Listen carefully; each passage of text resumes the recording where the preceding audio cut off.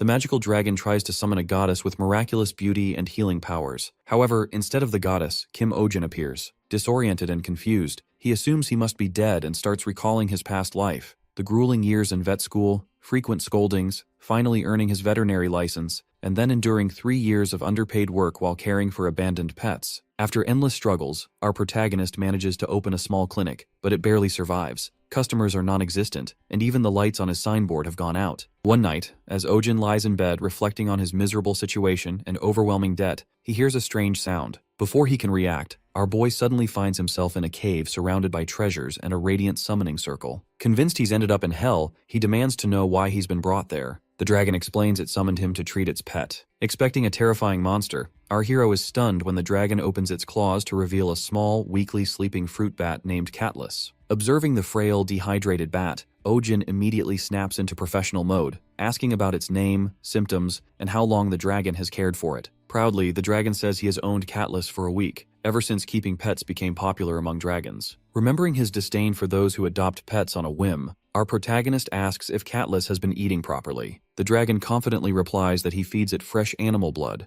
assuming the bat has a refined palate. Dumbfounded, Ojin lowers his head in disbelief, recognizing this as his least favorite kind of owner, those who know nothing about their pets. Frustrated, he informs the dragon that fruit bats don't drink blood, only vampire bats do. Catless, he explains, has been starving for a week. Embarrassed, the dragon admits it's his first time keeping a bat. Ojin scolds him for not researching beforehand and points out that the cave's freezing temperature could be fatal if the bat wakes from hibernation. The dragon protests that he is an ice dragon, but our boy sternly insists that this environment is still unsuitable for a bat. Feeling remorseful, the dragon lowers his head and apologizes to Catless, promising to get fruit right away and return the bat to its original home. Grateful for Ojin's help, the dragon offers to grant him a wish as a token of thanks. He jokingly asks to be reincarnated as a rich Arab prince or a villainous heir. Perplexed by the odd request, the dragon removes his necklace and gives it to Ojin, explaining that it is a magical pendant capable of granting any wish, provided it is not fueled by ill intent. As the pendant begins to glow, our protagonist concludes he must be in the afterlife. Just before vanishing, he quickly wishes to return to the early days of Bitcoin. The dragon watches as Ojin disappears, then hurries to prepare fruit for Catless, still puzzled by the strange goddess he had summoned. Moments later, our hero finds himself standing in a bustling street filled with people, noise, and the aroma of food. Still bewildered, he wonders if this is reincarnation or possession. A fruit seller, noticing his odd attire, asks if he is a traveler and explains that he is in the Belmore region, famous for its inns and markets. Before he can respond, chaos erupts as a giant rabbit charges down the street, devouring fallen carrots. People scream and scatter, but Ojin remains frozen, marveling at the sight of a monster roaming freely among people. The fruit seller warns him that it's Lord Belmore's pet and urges him to run. Then, Ojin spots a small girl crying in front of the rabbit. Without hesitation,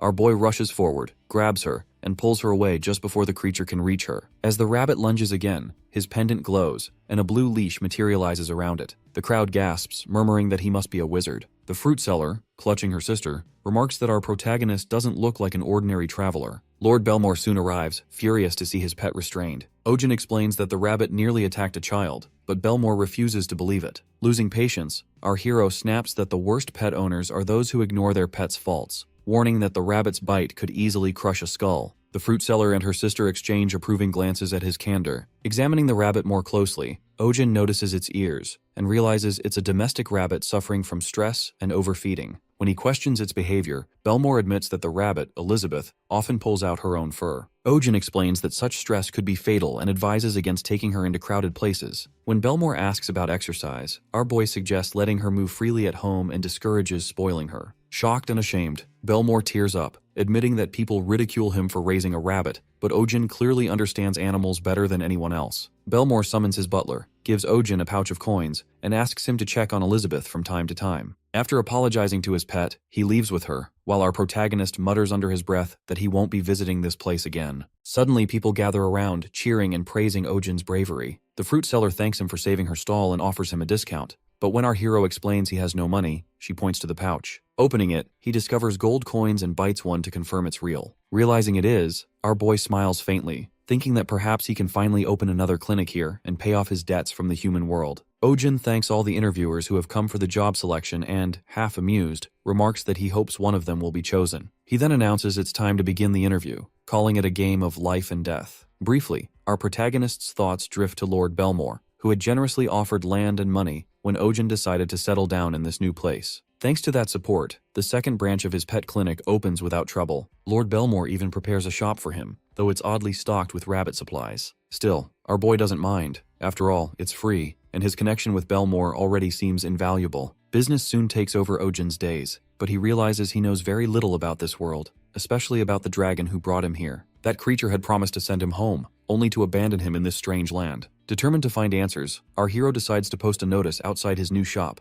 Animal Hospital Hiring Staff. Maybe he'll find someone who can manage both assistant and technician duties. When interviews begin, Ojin sits upright, studying the line of applicants. The first candidate, Thomas, proudly discusses his noble background, strict father, and gentle mother. Our protagonist listens for a moment, but soon grows weary of the man's self-importance. The next candidate, Philip, claims his family has been in the animal business for generations. This sounds promising at first, until he reveals they run a butcher shop. That's enough for Ojin to mentally cross him off the list. Apparently, finding normal people in this world is more challenging than expected. The third candidate steps forward, a man with a pale, tense expression and eyes that spell trouble. Our boy reminds himself not to judge by appearances, but his patience snaps when the man suddenly throws himself to the floor, begging to be hired. That seals it. Ojin decides he will absolutely judge people by how they look from now on. Before he can respond, a young woman steps out from the line of applicants. Without a word, she punches the man in the face, sending him flying across the room. She introduces herself as Selena, a roaming animal expert with experience in basic treatments. Her confidence and composure leave a strong impression, so Ojin hires her on the spot. The next afternoon, our protagonist sits inside his cozy new clinic, basking in the warm sunlight streaming through the window. It's already noon, and Selena still hasn't shown up. Maybe he hired too hastily again. He debates whether to post another job notice when there's a knock at the door. Expecting his new assistant, he opens it, only to find an unfamiliar man standing there. Minutes later, the man is seated comfortably, sipping tea while Ojin smiles politely. Inside, though, our hero is celebrating. He's finally gotten his first customer, marking the first step toward paying off his debts. He thinks back to his previous clinic, the one that failed due to his short temper. He vividly remembers snapping at a customer who refused to brush their dog's teeth, yelling until his reputation as a rude and insane vet spread like wildfire. This time, however, Ojin resolves to smile, stay calm, and charm money right out of his clients' wallets. Returning to the present, he asks about the man's pet. The stranger grins and points to his pocket, revealing a small lizard named Pojak.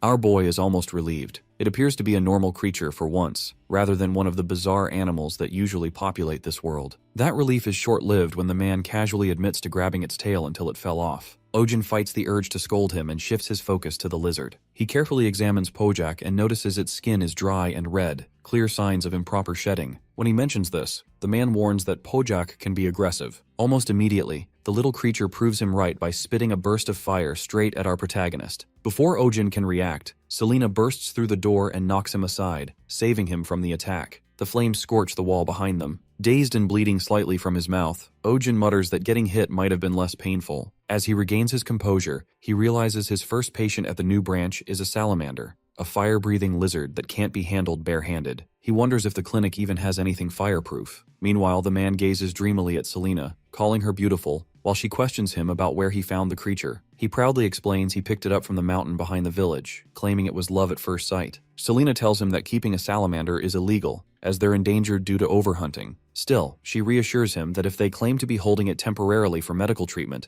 the authorities will likely overlook it as long as he releases the animal afterward. However, the man clutches Pojak tightly, his eyes filling with tears, and refuses to let go. Suddenly, he bolts for the door, shouting that no one can separate him from his beloved salamander. Ojin stands in disbelief, staring at the open doorway. Selena hesitates for a moment before our hero snaps at her to go after him. And just like that, the clinic's very first examination turns into a ridiculous chase through town, a fitting beginning to another unpredictable chapter in Ojin's new life. Ojin sends Selena ahead to chase after the man, and the market bursts into motion. The fruit stall lady, who had just been humming about how peaceful things felt without the Lord Reverend's constant interference, quickly realizes that peace never lasts. She ducks behind her stall as the commotion sweeps by, deciding it's best to remain uninvolved. The man darts through the crowd, clutching something tightly to his chest with desperate determination, while our boy follows, out of breath but unwilling to give up. The stall lady watches the chaos and murmurs that whatever is happening, it's not her concern. The fleeing man mutters frantically about people trying to steal Pojak from him. Our protagonist and Selena continue the chase until exhaustion finally slows them down. Catching her breath, she remarks that Ojin could use more exercise, then refocuses on the salamander's urgent condition. He admits the creature's molt has layered dangerously and requires immediate help. Selena's expression hardens as she recalls the risk. A salamander that fails to molt will eventually erupt, its inner fire destroying everything nearby. There's no time to rest. They must find the creature before disaster strikes. Meanwhile, believing he's safe, the man returns home. Relieved, he places Pojak on the table, calling it fate that they're together. His euphoria quickly transforms into artistic inspiration as he begins to sing, letting a strange melody fill the air. Suddenly, panic replaces his creative mood when Pojak's body trembles and bursts into flames. In moments, his home is engulfed in fire. Coughing amid the smoke, the man tries to reason with the salamander, reaching out as though affection could calm the blaze. Pojak answers with another fiery blast, the flames growing even fiercer. Selena arrives just in time to drag the man to safety, while our hero braces himself against the heat, determined to restrain the creature gone wild. He ruefully thinks a fire extinguisher would be useful right about now, then his pendant glows. When the light fades, Ojin finds exactly that in his hand. There's no time to question this miracle. He rushes forward, dousing the flames until the salamander's resistance fades and the room falls quiet, save for the faint hiss of steam. As the fire dies away, Selena checks their surroundings. The man sits amid the ruins, muttering that the rampage must have been caused by the failed molt. He insists he'll care for Pojak better next time, his tone clinging to misplaced affection. Our protagonist regards him quietly, wondering if the man has any idea what true care means. Love without understanding, Ojin thinks, is just selfishness dressed up as devotion. Later, in the forest, Pojak has finally molted. Selena notes how much livelier it looks, while our boy stares at its size in disbelief. The man gazes at the salamander with bittersweet pride, murmuring that it's time to let it return to the wild. He watches as Pojak disappears among the trees, whispering promises of care and remembrance that no creature could possibly understand. Ojin rolls his eyes at the sentiment, thinking this will only bring more trouble, but the man barely notices. In his own mind, this farewell is noble. The moment unexpectedly turns tender as Pojak pauses on a distant rock and releases a massive fireball into the sky. The flames bloom into radiant fireworks, painting dusk in brilliant color. The man stares upward, overcome with emotion, while our protagonist quietly acknowledges that the treatment, at last, is complete. Days later, the same man reappears in the town square, now calling himself Roisha. He plays guitar beside the fountain, children dancing around him as he sings an eccentric tune about Ojin's adventures. The song spreads like wildfire, lifting the spirits of everyone who hears it. Selena observes from afar, half amused, while our hero stands beside her, unimpressed, but faintly curious. When he notices people talking about bringing their pets to him, Ojin even finds himself praising Roisha's singing. Soon after, the consequences arrive. Outside Ojin's pet clinic, a crowd forms so large it blocks the entire street. Dozens shout his name, demanding treatment and desperate for attention. Our boy sits frozen, realizing his quiet days are over. Selena, eyeing the endless line, mutters that she might as well resign. Amid the clamor and confusion, Ojin realizes their little clinic has, quite accidentally, become the busiest place in town. It's a regular morning, birds chirping outside Ojin's clinic as a long line of people gathers at the door. He finishes examining a patient and lets them know the session is over, advising a follow-up to check progress. Selena stands beside him, commenting that at this rate he'll become a corpse before next week and should earn while he can. Our boy calls for the next patient, reflecting on how it's been 2 months since opening and the second clinic is thriving, thanks in part to those cheerful morning birds. The first few days were rough with so many customers, but after seeing the earnings, things settled down. A customer pokes their head in and asks if they're still open. Selena immediately says they're closed, but Ojin lets the person in anyway. While treating the patient, our protagonist reflects on what he's learned about this world. Outside, people chat about their pets. One mentions Coco hasn't been eating well. Another points out a cat's bloodshot eye. Dogs and cats remain close to humans here, though their illnesses can be quite different. Later, Ojin stretches, remarking that the day has been exhausting. Selena informs him the next case is the last. Curious, he asks what animal it is, and Selena explains it's a shaman, once used for hunting, now popular pets, but aggressive toward anyone except their owners, leading to the highest abandonment rate. Our hero mutters that people who buy pets just to follow trends ought to disappear. He recalls hearing that shamans can grow as tall as a person's torso, with claws and teeth sharp enough to pierce a wild boar's hide. Selena warns him to be careful. The next customer presents a shaman pup, visibly exhausted and only 2 months old. The owner explains it's been limping since yesterday.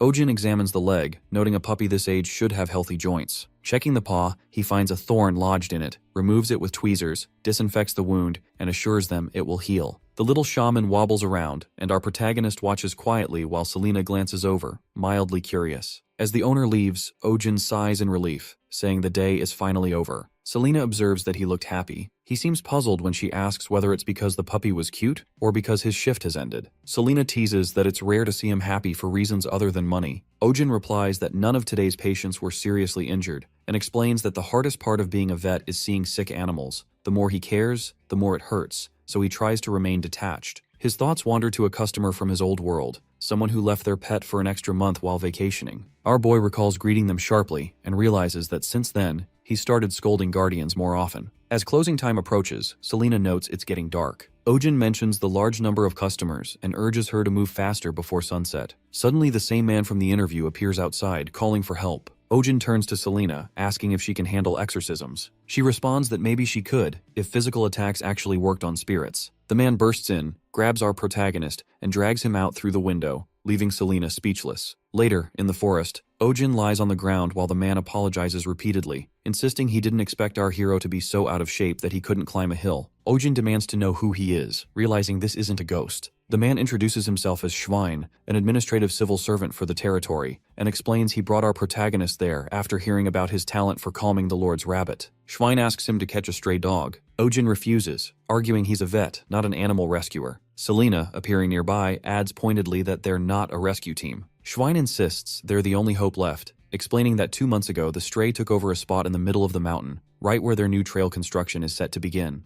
They've tried to catch it, but the dog is too fast, and construction starts the day after tomorrow. If they can't capture it, troops will be sent, and the animal will be killed on sight. Our hero falls silent before finally asking where the dog is now, clarifying he's never captured animals, and only wants to observe first. Schwein agrees, saying it's a bit further up the mountain. Ojin reminds him he hasn't agreed yet. He's just there to take a look. Selena, with a knowing smile, remarks that he's definitely going to end up doing it. At the site, Schwein points out where the stray usually stays. Suddenly, a noise catches their attention, and a shaman emerges from the shadows. Ojin recognizes it at once, while Selena notes that many people raise shamans, but just as many end up abandoning them. Many people keep shamans these days because it has become a trend, yet most end up neglected and forgotten. When Ojin observes the state of the shaman before him, he can tell it has been surviving alone for nearly 2 months, and probably hasn't eaten properly that entire time. Suddenly, a strange sound echoes from the forest, startling everyone. Assuming it to be some sort of monster, our protagonist turns toward the noise, just as the shaman lets out a piercing shriek and lunges at him. Selena swiftly steps in, pulling our boy out of harm's way and warning that it's dangerous to stay so close. Ojin remarks that turning your back and running from an enraged dog is the worst possible reaction, while Selena retorts that doing nothing would just let the animal tear them apart. Then our hero explains that running will only provoke the creature further.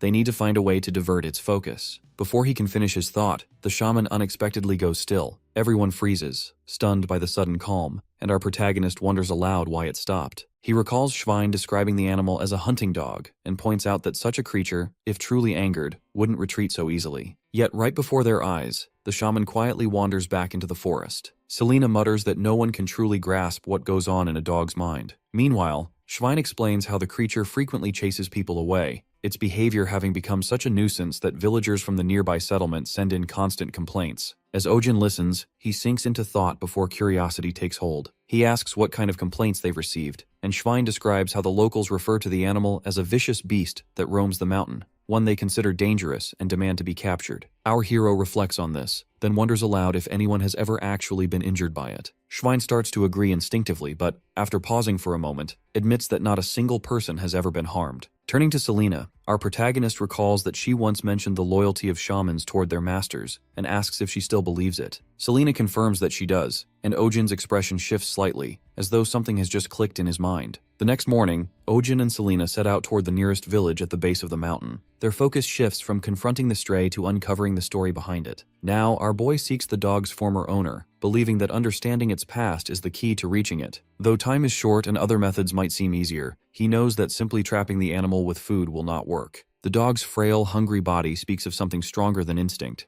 an unbroken bond that hunger cannot override. As they walk, memories and thoughts intertwine in Ojin's mind. He remembers how some owners issue a gentle command for their pets to stay, assuring them they'll return soon, only to disappear and never come back. That same kind of loyalty and betrayal must lie at the heart of this dog's suffering. Our protagonist has seen people capable of abandoning those who trust them most, and the idea fills him with quiet anger. Resolute, our hero promises himself that when they finally uncover the owner, that person will be forced to confront what they've done, and witness how the loyal creature they left behind has endured. As they begin making inquiries throughout the village, a pattern quickly emerges. A local tells Ojin that a woman named Gabrielle's husband has been unable to continue his work because of the dog that roams the mountain. Parents refuse to let their children near the forest, fearful of what lurks there, and even passing youngsters echo the same stories of danger. An old man vaguely mutters about losing money many years ago, though his words seem disconnected from the rest. Still, one truth becomes clear. The entire village harbors a deep resentment toward the stray.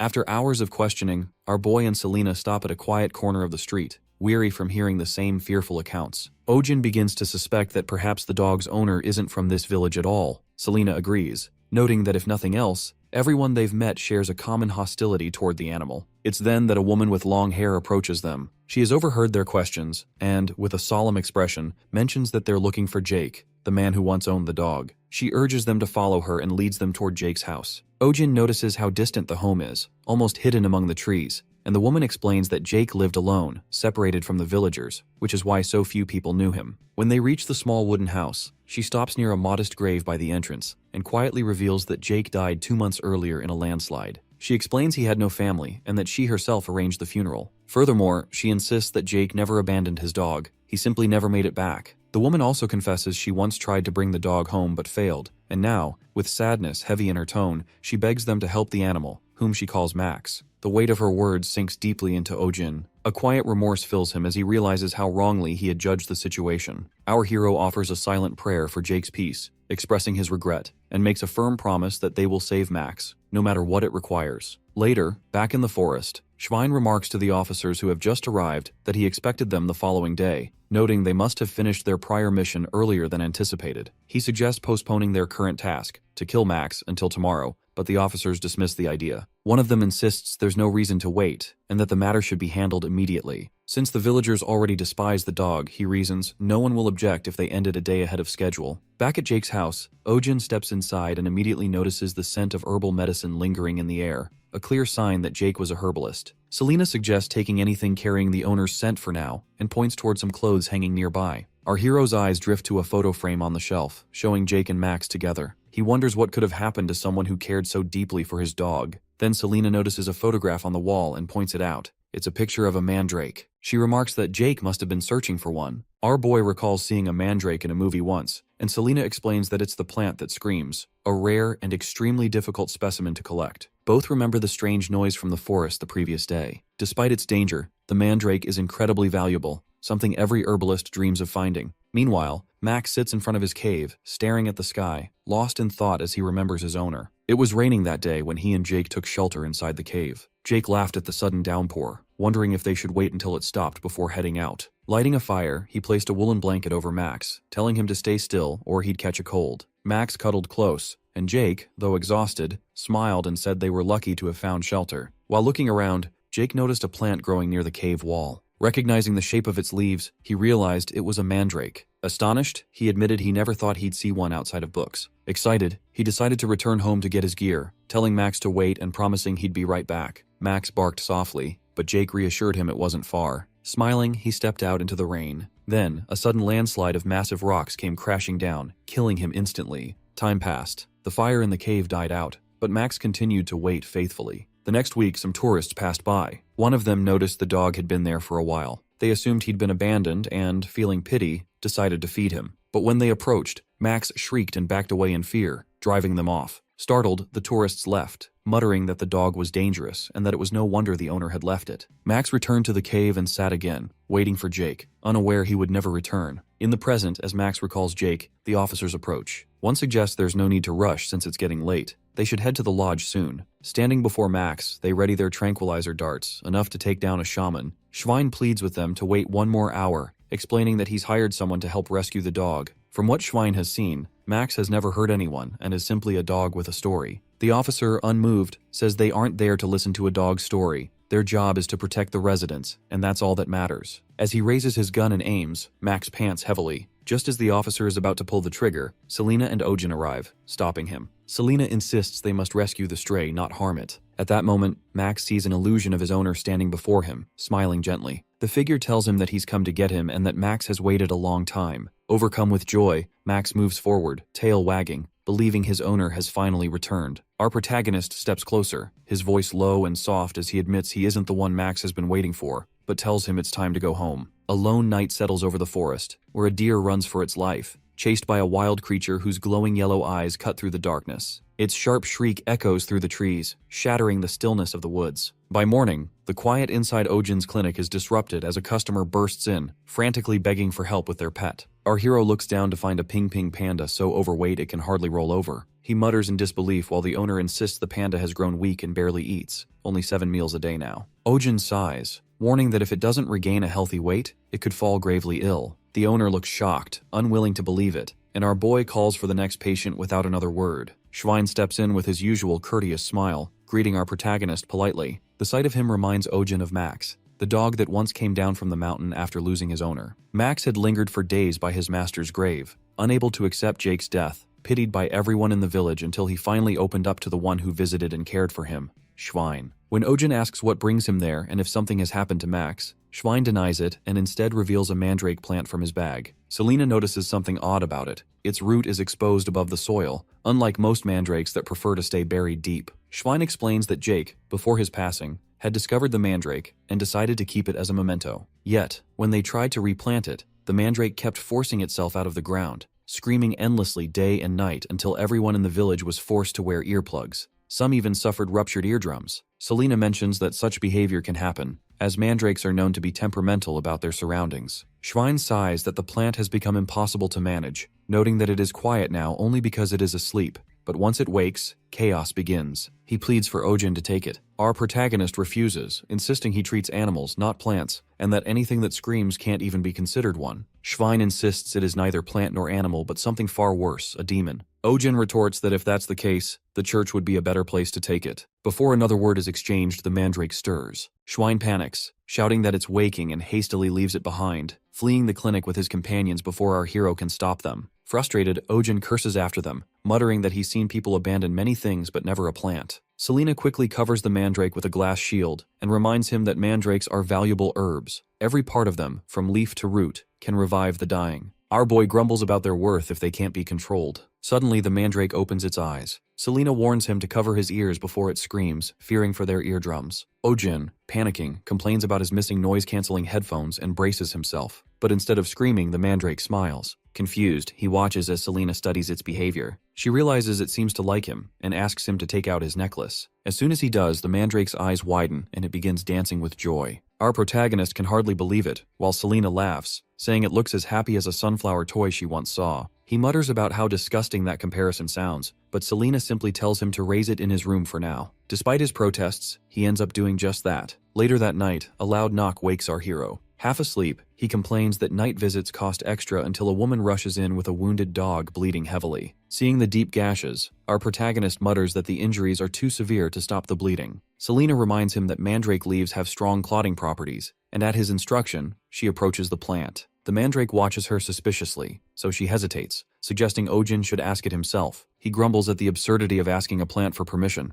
but does it anyway. As soon as he asks for a leaf, the mandrake smiles, dances, and hums softly. Though baffled, our boy takes the leaf and manages to stop the bleeding, saving the dog's life. The woman weeps with gratitude as our protagonist yawns and tells her to return for follow-up care before heading back to bed. Only half an hour later, another urgent knock disturbs his rest. This time, a man stands at the door with a mauled deer in his arms, begging for help. The animal's body is covered in brutal wounds, and Ojin grimly notes that they aren't from hunting, but from someone who seemed to enjoy the cruelty. He mutters about a psychopath being responsible, confusing the villagers, who ask if that is some kind of new monster. When a little girl quietly explains that it is Baron Doyle's pet wolf who does such things for amusement, our protagonist's disbelief turns into outrage. He curses the noble, demanding to know how such behavior is allowed, shouting about the lack of animal protection laws. The villagers remind him that the Baron is untouchable, a noble. Our hero rails against the injustice, shouting about freedom, law, and democracy, concepts the others have never even heard of, until Selena reminds him to focus on treating the deer. A week later, chaos erupts outside the clinic. A large crowd gathers, all shouting for the doctor to save their pets. Exhausted and overwhelmed, Ojin joins the uproar, ranting that he can't live like this anymore and calling for a class revolution. Our boy leads the crowd toward Doyle's mansion, chanting accusations against the Baron and demanding justice for the abused animals until the Baron's guards arrive. When they ask for our protagonist, he mutters that their intelligence is scarily fast and steps forward, claiming his name. To his surprise, the guards bow and respectfully escort him to the castle. Inside, he finds a massive blood-fanged wolf lying on the floor, gravely wounded. Baron Doyle stands beside it, desperate, begging Ojin to save his beloved pet, promising anything in return. Our hero and Selena stand frozen, stunned by the sight of the very creature that had caused so much suffering. After a week of beast attacks, the townspeople gather, whispering about a magical creature spotted in the western forest. Rumors spread that the banished wolf has been killed and a giant man-eating monster now stalks the woods, attacking people after preying on animals. Fear sweeps through the crowd. Some believe the village is doomed and talk of fleeing to the lower settlement. Others insist there's no need to worry since Baron Doyle has launched a monster subjugation operation.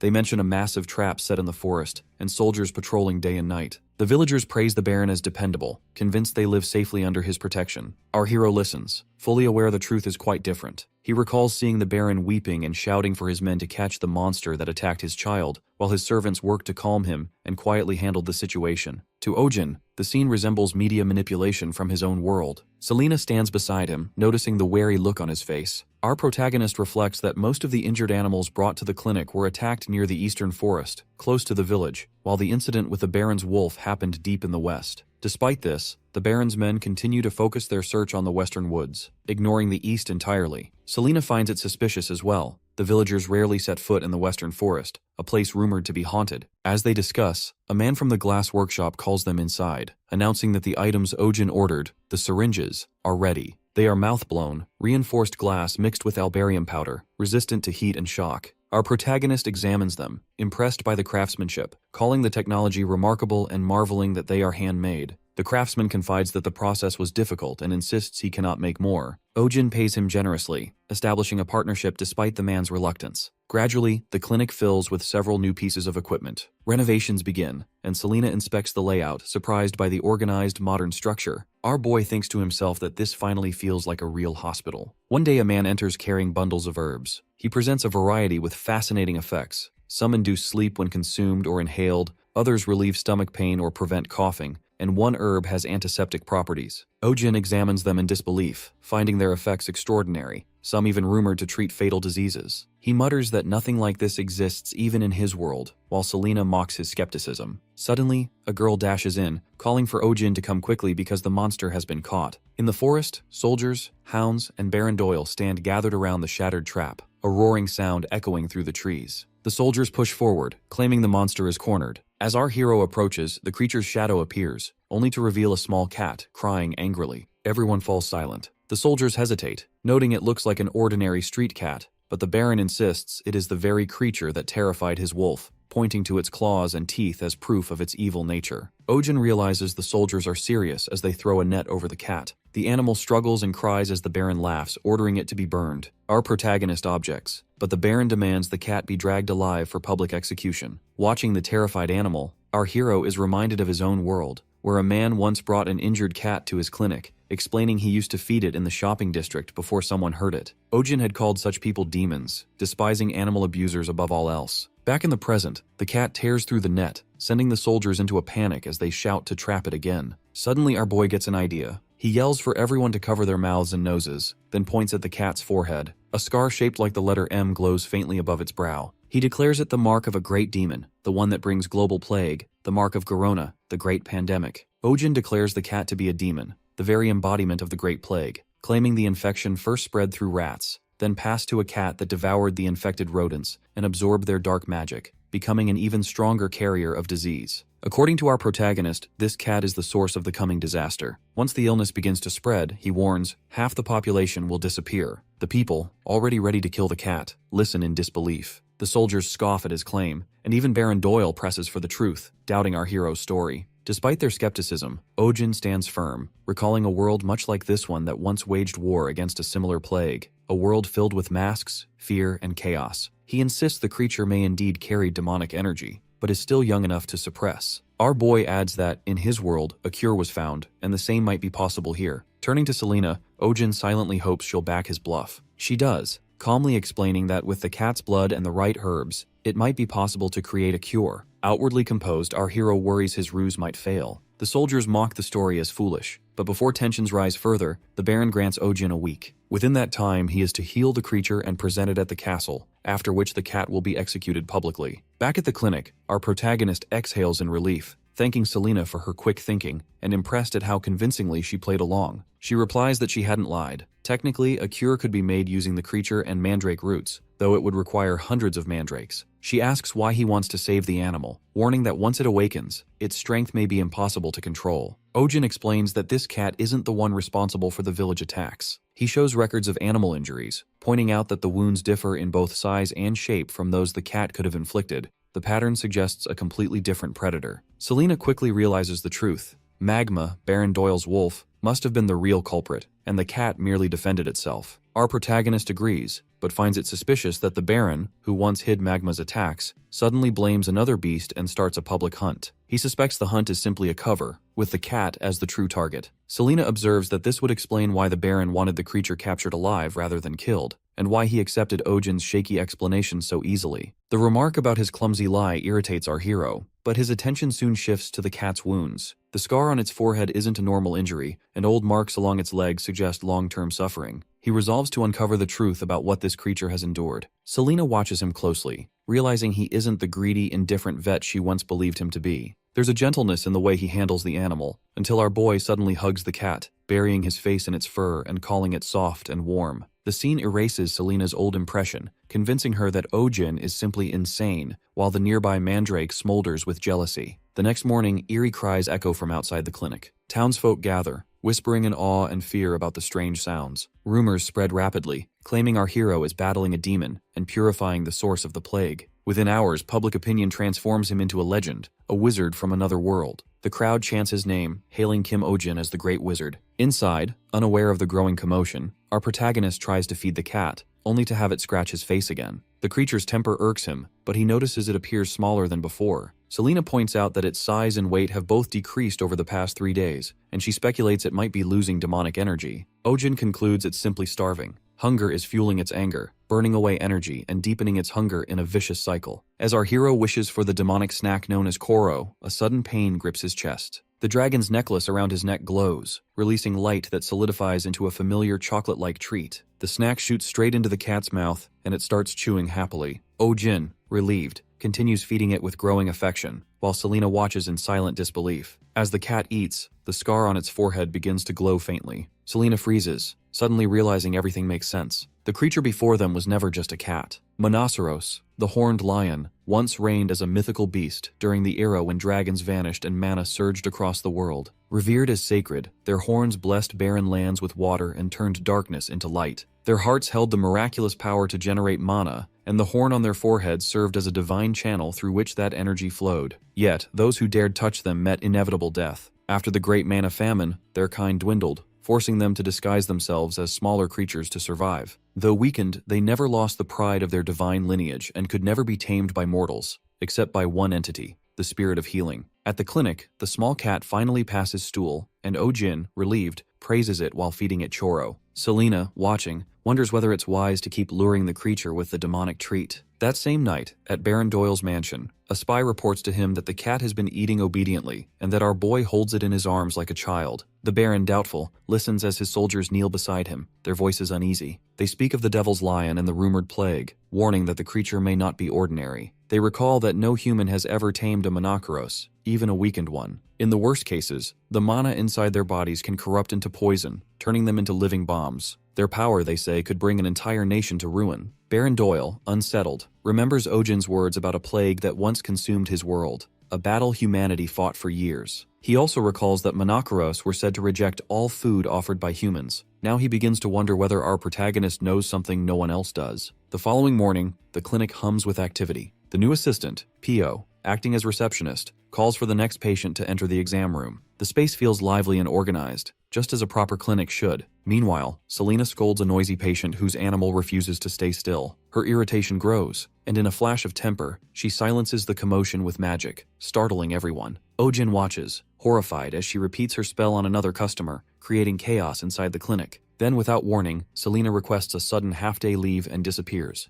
Again. Later, our protagonist discovers her handwritten note declaring her absence without leave. The sloppy calligraphy only fuels his frustration. He rants that even real veterinarians wouldn't act so unprofessionally. Desperate for help, that's why he calls on Pio, a nearby acquaintance, to fill in temporarily. To his surprise, Pio proves exceptionally capable, handling clients, lifting supplies, and maintaining order with cheerful diligence. Her work ethic impresses our hero so much that he starts considering her for a permanent position. Amid the busy day, Ojin notices something odd. The clinic, normally filled with animal noises, has suddenly fallen silent. The next morning, the mystery reveals itself when a familiar patient returns. Ping Ping the hamster. Ojin stares in disbelief. The creature that once weighed barely half a kilogram now appears 10 times larger, nearly the size of a small dog. He wonders aloud if it's turned into a panda. The owner corrects him, calling it a flopper dog. Only then does our boy realize that in this world, hamsters go by a different name. The owner, puzzled by his reaction, asks if he knows what a flopper is. Ojin tries to cover up, but Pio steps in smoothly, explaining that he comes from another world, which is why he uses different terms, and why his medical knowledge surpasses local understanding. Flattered, our protagonist listens as the owner concludes that he must have studied abroad. Proud and amused, he immediately hires Pio as a permanent staff member. Turning back to Ping Ping, Ojin examines its oversized body. The creature appears healthy, though its unusual color and size raise questions. He speculates it may have absorbed some sort of growth magic. As he observes, the cat beside him grows visibly jealous and leaps toward the hamster. The moment it makes contact, Ping Ping splits into 3 identical copies. Everyone in the clinic freezes. Ojin struggles to process what he's seeing, mentally protesting that it violates every law of physics he knows. The owner, overjoyed, hugs the 3 creatures, declaring that after years of loneliness, Ping Ping finally has a family. One of the smaller copies bolts across the room, triggering a chaotic chase through the clinic. The creature's tiny bodies make them impossibly fast, adding to the commotion. Selena suddenly returns, appearing out of nowhere. With effortless precision, she captures all 3, 2 in her hands and 1 between her teeth, and declares them to be bloops. When questioned about their origin, the owner admits he received the creature as a gift from his father, unaware of its true nature. Selena decides to keep them for observation, assuring the owner that no harm will come to them. Ojin adds that the clinic never engages in unethical experiments, and that nothing happens without a guardian's consent, though inwardly he wonders why he's the one making moral speeches. Later that evening, Selena explains that bloops aren't natural creatures at all, but artificial beings created by a mad mage long ago. Our hero is astonished, realizing even this world has its own unhinged scientists. Selena insists the mage wasn't entirely evil, just misguided, and that his creations, though unstable, were never meant to harm. Ojin comments that bloops were supposed to have vanished a century ago, and is surprised to encounter one after so long. Curiosity gets the better of him, and he casually asks Selena just how old she is. Before she can reply, a strange gurgling sound comes from the skunja nearby. Our protagonist turns toward it in concern, only for a knock to interrupt him. From behind the door, a soldier's voice announces that Baron Doyle has arrived. As Lord Baron steps into Ojin's clinic declaring that he'll bring out the monster, our protagonist is swept by quiet panic, torn between hiding the cat or helping it escape within the week. He hasn't had time to prepare.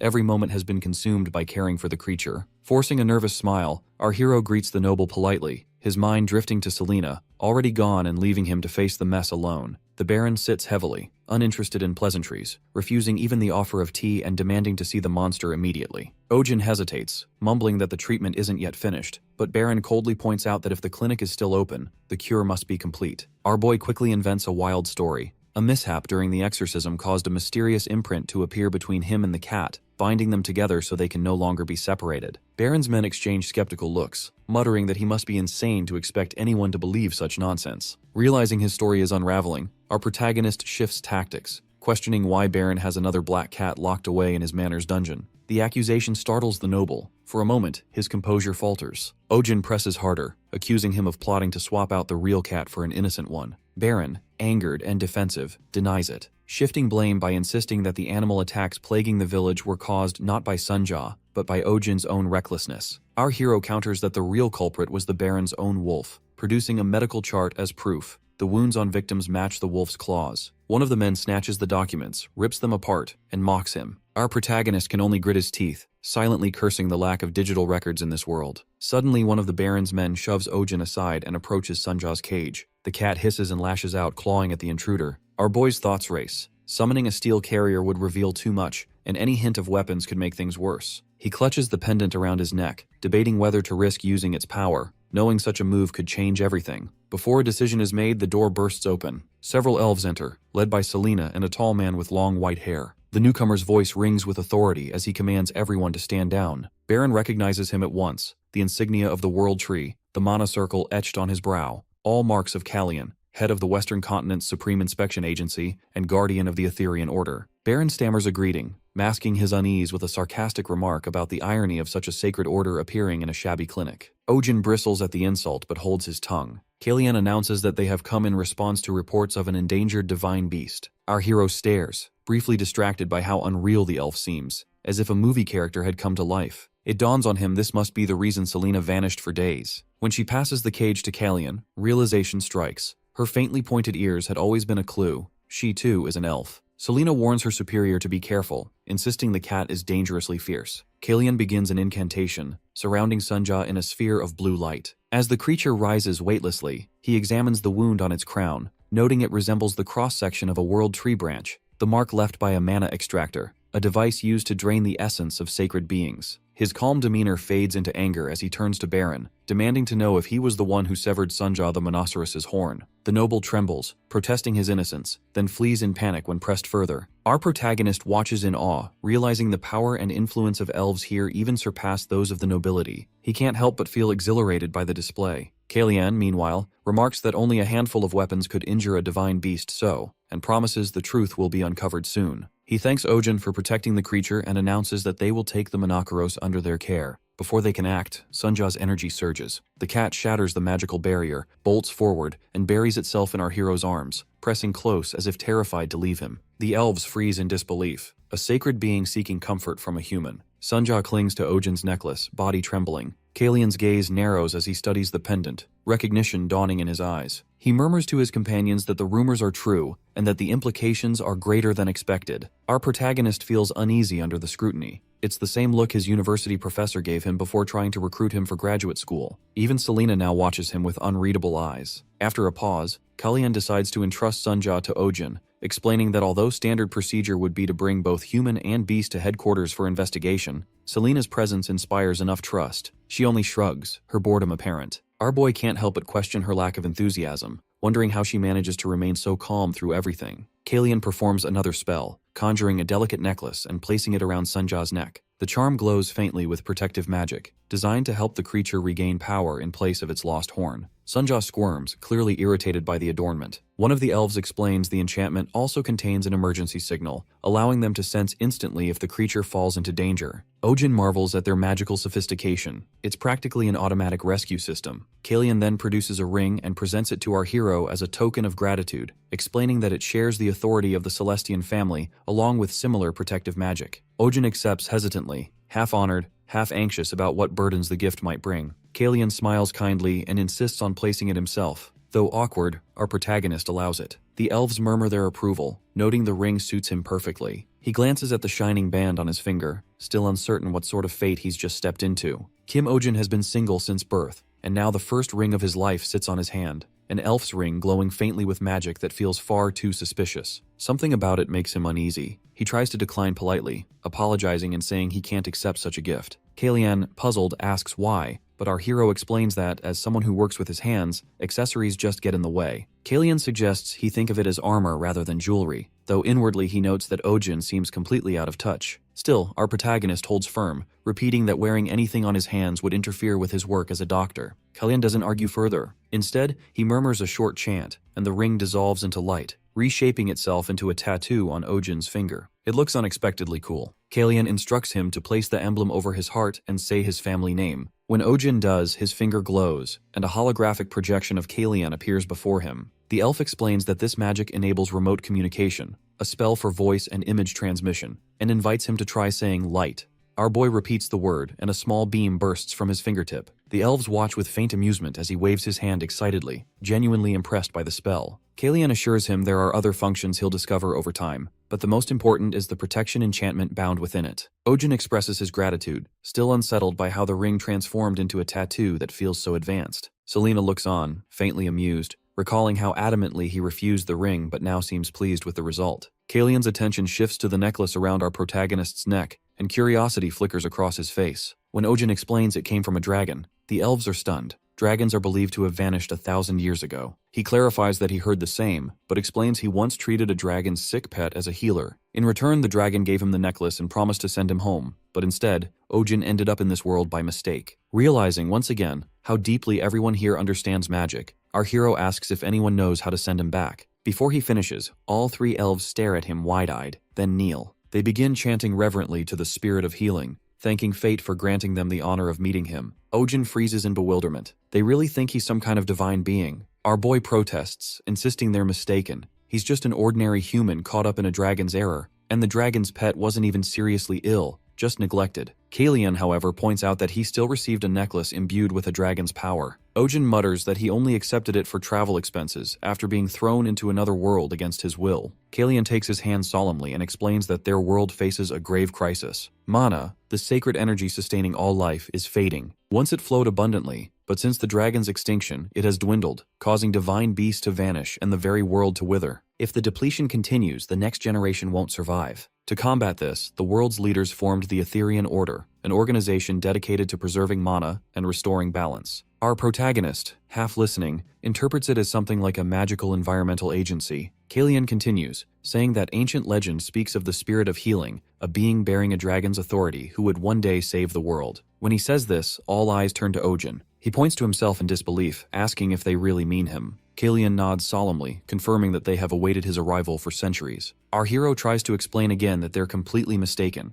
but the elves are already bowing deeply, pledging their lives in service to the spirit of healing. The Celestian family and the Etherian Order both vow to protect him. Our protagonist feels the weight of their devotion crushing down, his thoughts spinning. He wants to scream that it's all nonsense, that the dragon who brought him here must have been insane. Inwardly, he curses the creature, wondering what kind of joke this is. The next morning, the chaos of divine misunderstandings gives way to the familiar routine of his clinic. A customer arrives carrying a flying fish and explains it can no longer fly. Ojin examines it carefully and determines that its nutrition is fine, it's simply aging. The owner looks disappointed, asking if there's any way to slow the process or help it regain flight. Our protagonist gently explains that aging is natural and inevitable, something that must be accepted. The owner hesitates, then confides that her bedridden father has loved flying fish all his life. He once raised several, but since falling ill, they've weakened one by one, and now only one, Lumi, remains. She was the mother's proposal gift. Decades ago, when her father asked her mother to marry him, he released Lumi into the night sky, her glowing fins sparkling like a star. Back then, flying fish could emit light as they soared, making them prized companions for festivals and celebrations. Listening,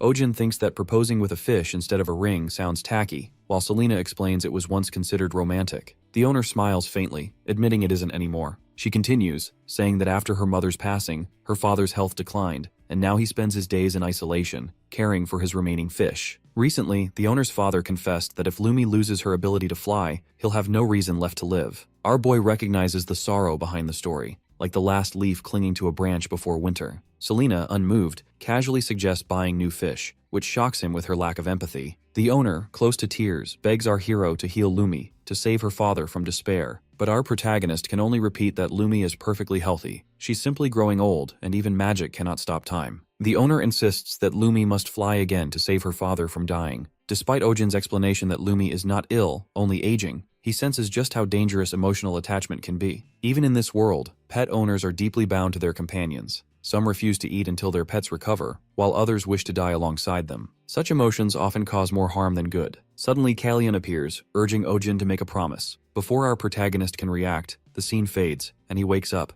It had all been a dream. In the morning, our hero greets Pio, who immediately notices the dark circles under his eyes. She confesses she also stayed up through the night. Pio assumes he was worrying about Lumi, the flying fish, though he denies it. She reflects that the fish's condition might not be due to aging, but to a lack of mana. She recalls that, when she was young, the glow of flying fish dimmed as the world's mana began to decline, and as mana in the air weakened, the fish gradually lost their ability to fly. Ojin realizes the situation is much like environmental pollution in his own world. The ecosystem here is collapsing in a similar way. He remembers the elves' words about him being destined to save this world. Selena joins the conversation, confirming that the problem extends beyond flying fish. Many animals are falling ill. What's often labeled as aging or unknown illness is actually caused by mana depletion. The clearest proof, she says, is Monokoros, who was once a lion. Our boy recalls that Sunja was originally a lion as well, and though she looks adorable as a cat now, he wonders what her true form was like. He pictures her grooming herself in the same way, even as a lion. A thought occurs to our protagonist. He asks Pio what illness typically affects guardians of the flying fish. She recalls it as a condition that weakens bones, causing easy fractures. Ojin asks Selena about the usual medicine prescribed. She names bloom root for bone healing, bloodroot for pain relief, and other supportive herbs. When he asks about side effects, Selena mentions that bloodroot causes fatigue and nerve dulling over time. Our hero immediately recognizes this as the issue and requests a medicine to counter those effects. Selena replies that such a medicine exists, but it cancels out the original effects. Still, our boy insists on knowing how to make it. Selena gestures behind her, and our protagonist realizes she means the mandrake. As he approaches, the mandrake frowns. Ojin explains that he only needs a few leaves, but the plant suddenly screams so loudly that everyone, Selena, Pio, and our hero, covers their ears. The mandrake starts crying, leaving him frustrated. Pio suggests that perhaps it feels neglected since he's been focused on Sunja lately. Our protagonist admits that he feels awkward around plants. Pio advises him to give it a name at least. When he hesitates, the mandrake cries even louder. Defeated, he names it Kim Mandol. Immediately, the plant stops crying and begins dancing happily. Ojin takes 2 leaves, thinking to himself how unsettlingly affectionate the plants and animals of this world are. Selena quietly observes, then asks to see his necklace. She examines it, finding nothing unusual. When she puts it on and tries to pet Sunja and Mandol, both react aggressively. Selena concludes that the necklace's bond works only for Ojin. She asks how he activates its power, and he explains that focusing his thoughts creates a tightness in his chest, which then releases energy. Selena realizes that this power might be linked to his heart. Ojin adds that touching the necklace draws the creatures to him,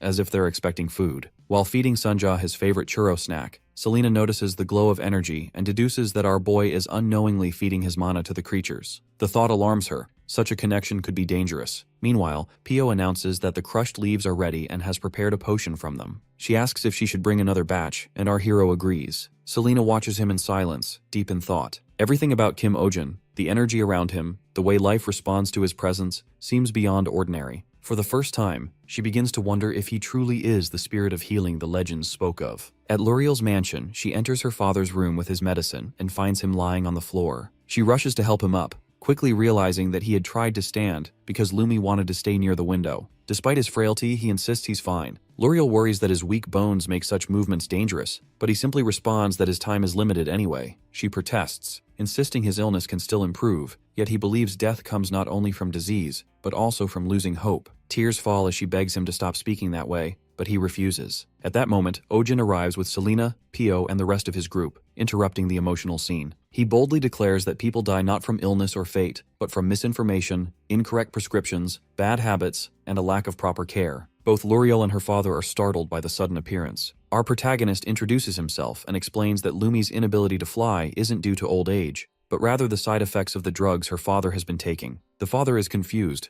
insisting he's the one taking the medicine, not Lumi. Our hero clarifies that flying fish still retain their aquatic grooming instincts. They clean the food or individuals they care about. Lumi, by grooming her father's hair and beard, absorbed the medicine's residue through contact. Luriel recalls how Lumi had spent nights near her father, brushing against him. The old man realizes the truth and mutters that this explains why his beard always appeared so shiny. Ojin confirms this and presents syringes containing the cure he developed. He explains that the fish will regain its energy within a day or two. The father jokes he'll shave everything off to avoid repeating the problem. Our protagonist begins the treatment, holding each fish while Pio restrains them so he can inject the medicine. When finished, he notes that it's a fast-acting drug. Moments later, Lumi begins to stir and suddenly lifts into the air, glowing faintly as she flies toward the father. He gazes at her, realizing it isn't a dream. One by one, the other fish begin to glow and rise, their bodies emitting a soft blue light. The entire room fills with shimmering brightness as the fish circle above. Luriel and her father watch in awe. The sight reminds her father of the day he proposed to her mother, using glowing fish that soared into the sky just like this. Holding Lumi, he is deeply moved. Pio observes quietly,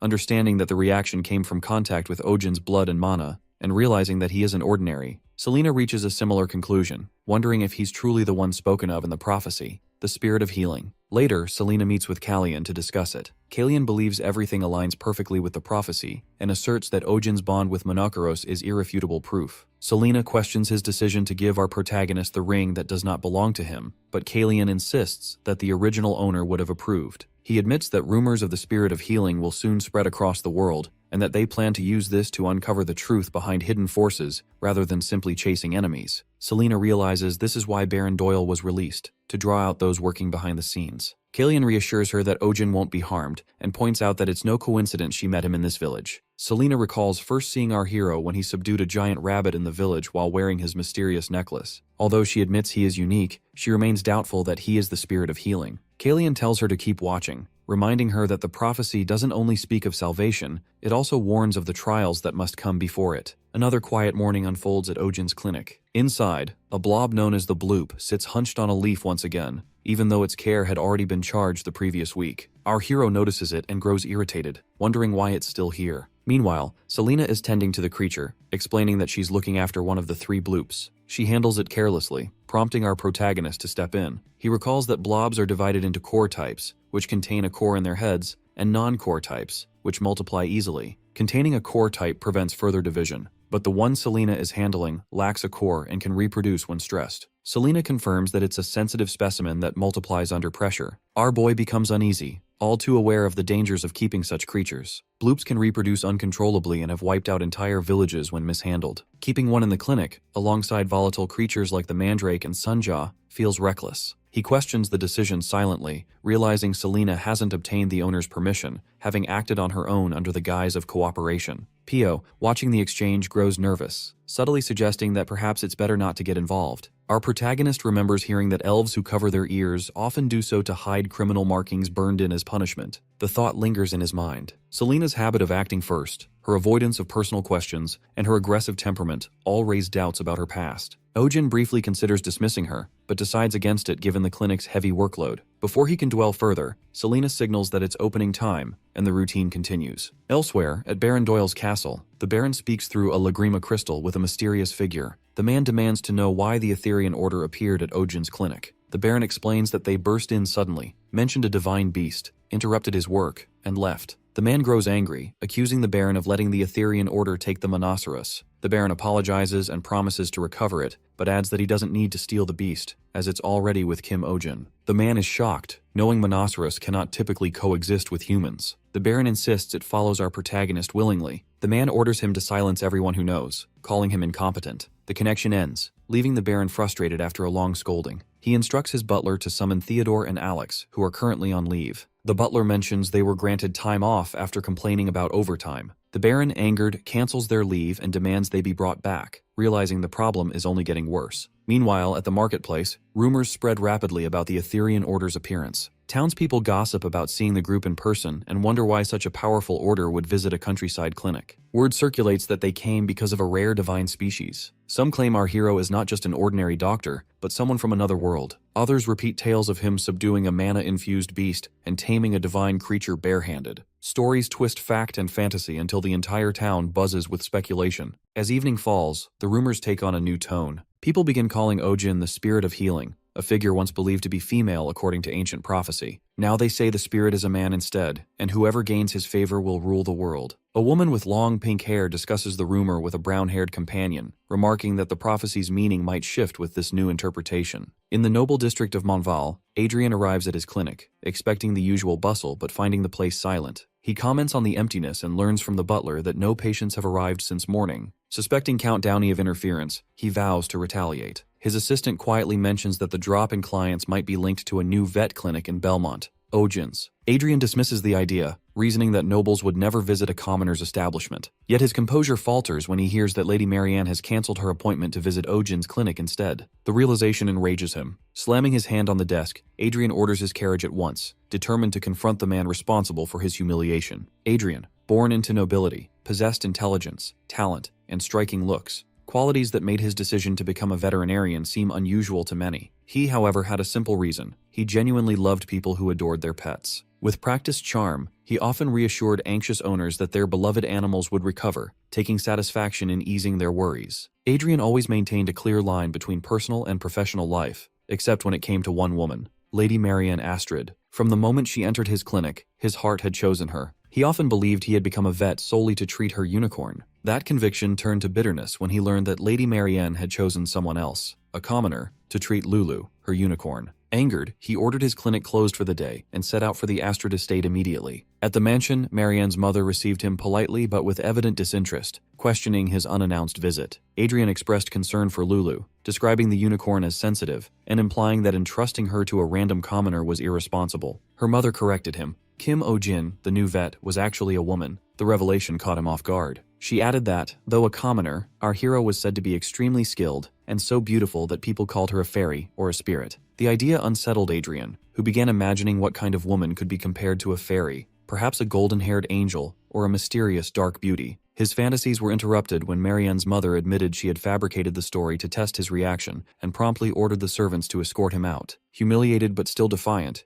Adrien insisted he was not obsessed with women, only devoted to Lady Marianne. His declaration only amused her mother, who had him thrown out anyway. Seated in his carriage, Adrien fumed over the insult and resolved to meet Kim Ojin himself. He prided himself on understanding unicorns better than most, knowing that they judged people by scent, despised the smell of blood and sweat, and could be violent toward men. Unicorns adored cleanliness and pleasant perfume, and he believed his meticulous grooming made him uniquely suited to approach them. He recalled his own trials earning a unicorn's trust, and how his strategy of bathing twice daily and wearing the same perfume as their owner had worked wonders. He was certain that a stinky commoner, ignorant of perfume, would surely provoke Lulu's rage, providing him the perfect chance to intervene heroically before Marianne's eyes. The thought made him blush and laugh to himself, while his coachman silently pitied his delusions. When Adrien's carriage reached Belmore, he found a crowd gathered outside the clinic, murmuring in excitement at the sight of a unicorn. Confident that our protagonist was about to embarrass himself, Adrien prepared to enjoy the spectacle. That confidence shattered when he saw our hero calmly seated on Lulu's back, the unicorn utterly at ease. The crowd marveled, and Marianne herself admitted she had never seen Lulu allow anyone else to ride her. Adrien stood frozen, unable to believe the scene. He convinced himself there must be trickery involved, perhaps magic from the elf woman standing beside Ojin. His suspicions crumbled when Lulu suddenly bit the elf's arm, leaving her stunned and silent. Ojin immediately tended to the injury and ushered the crowd away, while murmurs spread among the onlookers. Determined not to retreat in humiliation, Adrien decided to spy on them. He spotted an open window and began climbing a nearby tree, recalling his academy days as a tree-climbing champion. From the window, he saw our boy treating the elf's bite wound, calmly applying herbs and wrapping it with an unfamiliar technique. Adrien's eyes narrowed at the strange crest glowing faintly on Ojin's hand. Shock struck him as he recognized it, the symbol of House Celestian, the noblest of all elven families. He stared in disbelief, realizing that the so-called commoner vet bore the mark of the highest elven lineage. Ojin notices a faint mark on Selena's hand while bandaging it, and quickly realizes that what he thought was a minor wound actually carries poison from the creature's saliva. He remarks that they were lucky it wasn't worse. Selena, reflecting on the creature's earlier reaction, observes that it showed unusual hostility, something rare for its species. Marianne apologizes for the incident and insists on covering the medical costs, but our hero refuses, admitting that it was their own carelessness. When Marianne gestures toward Selena and asks if she works at the clinic,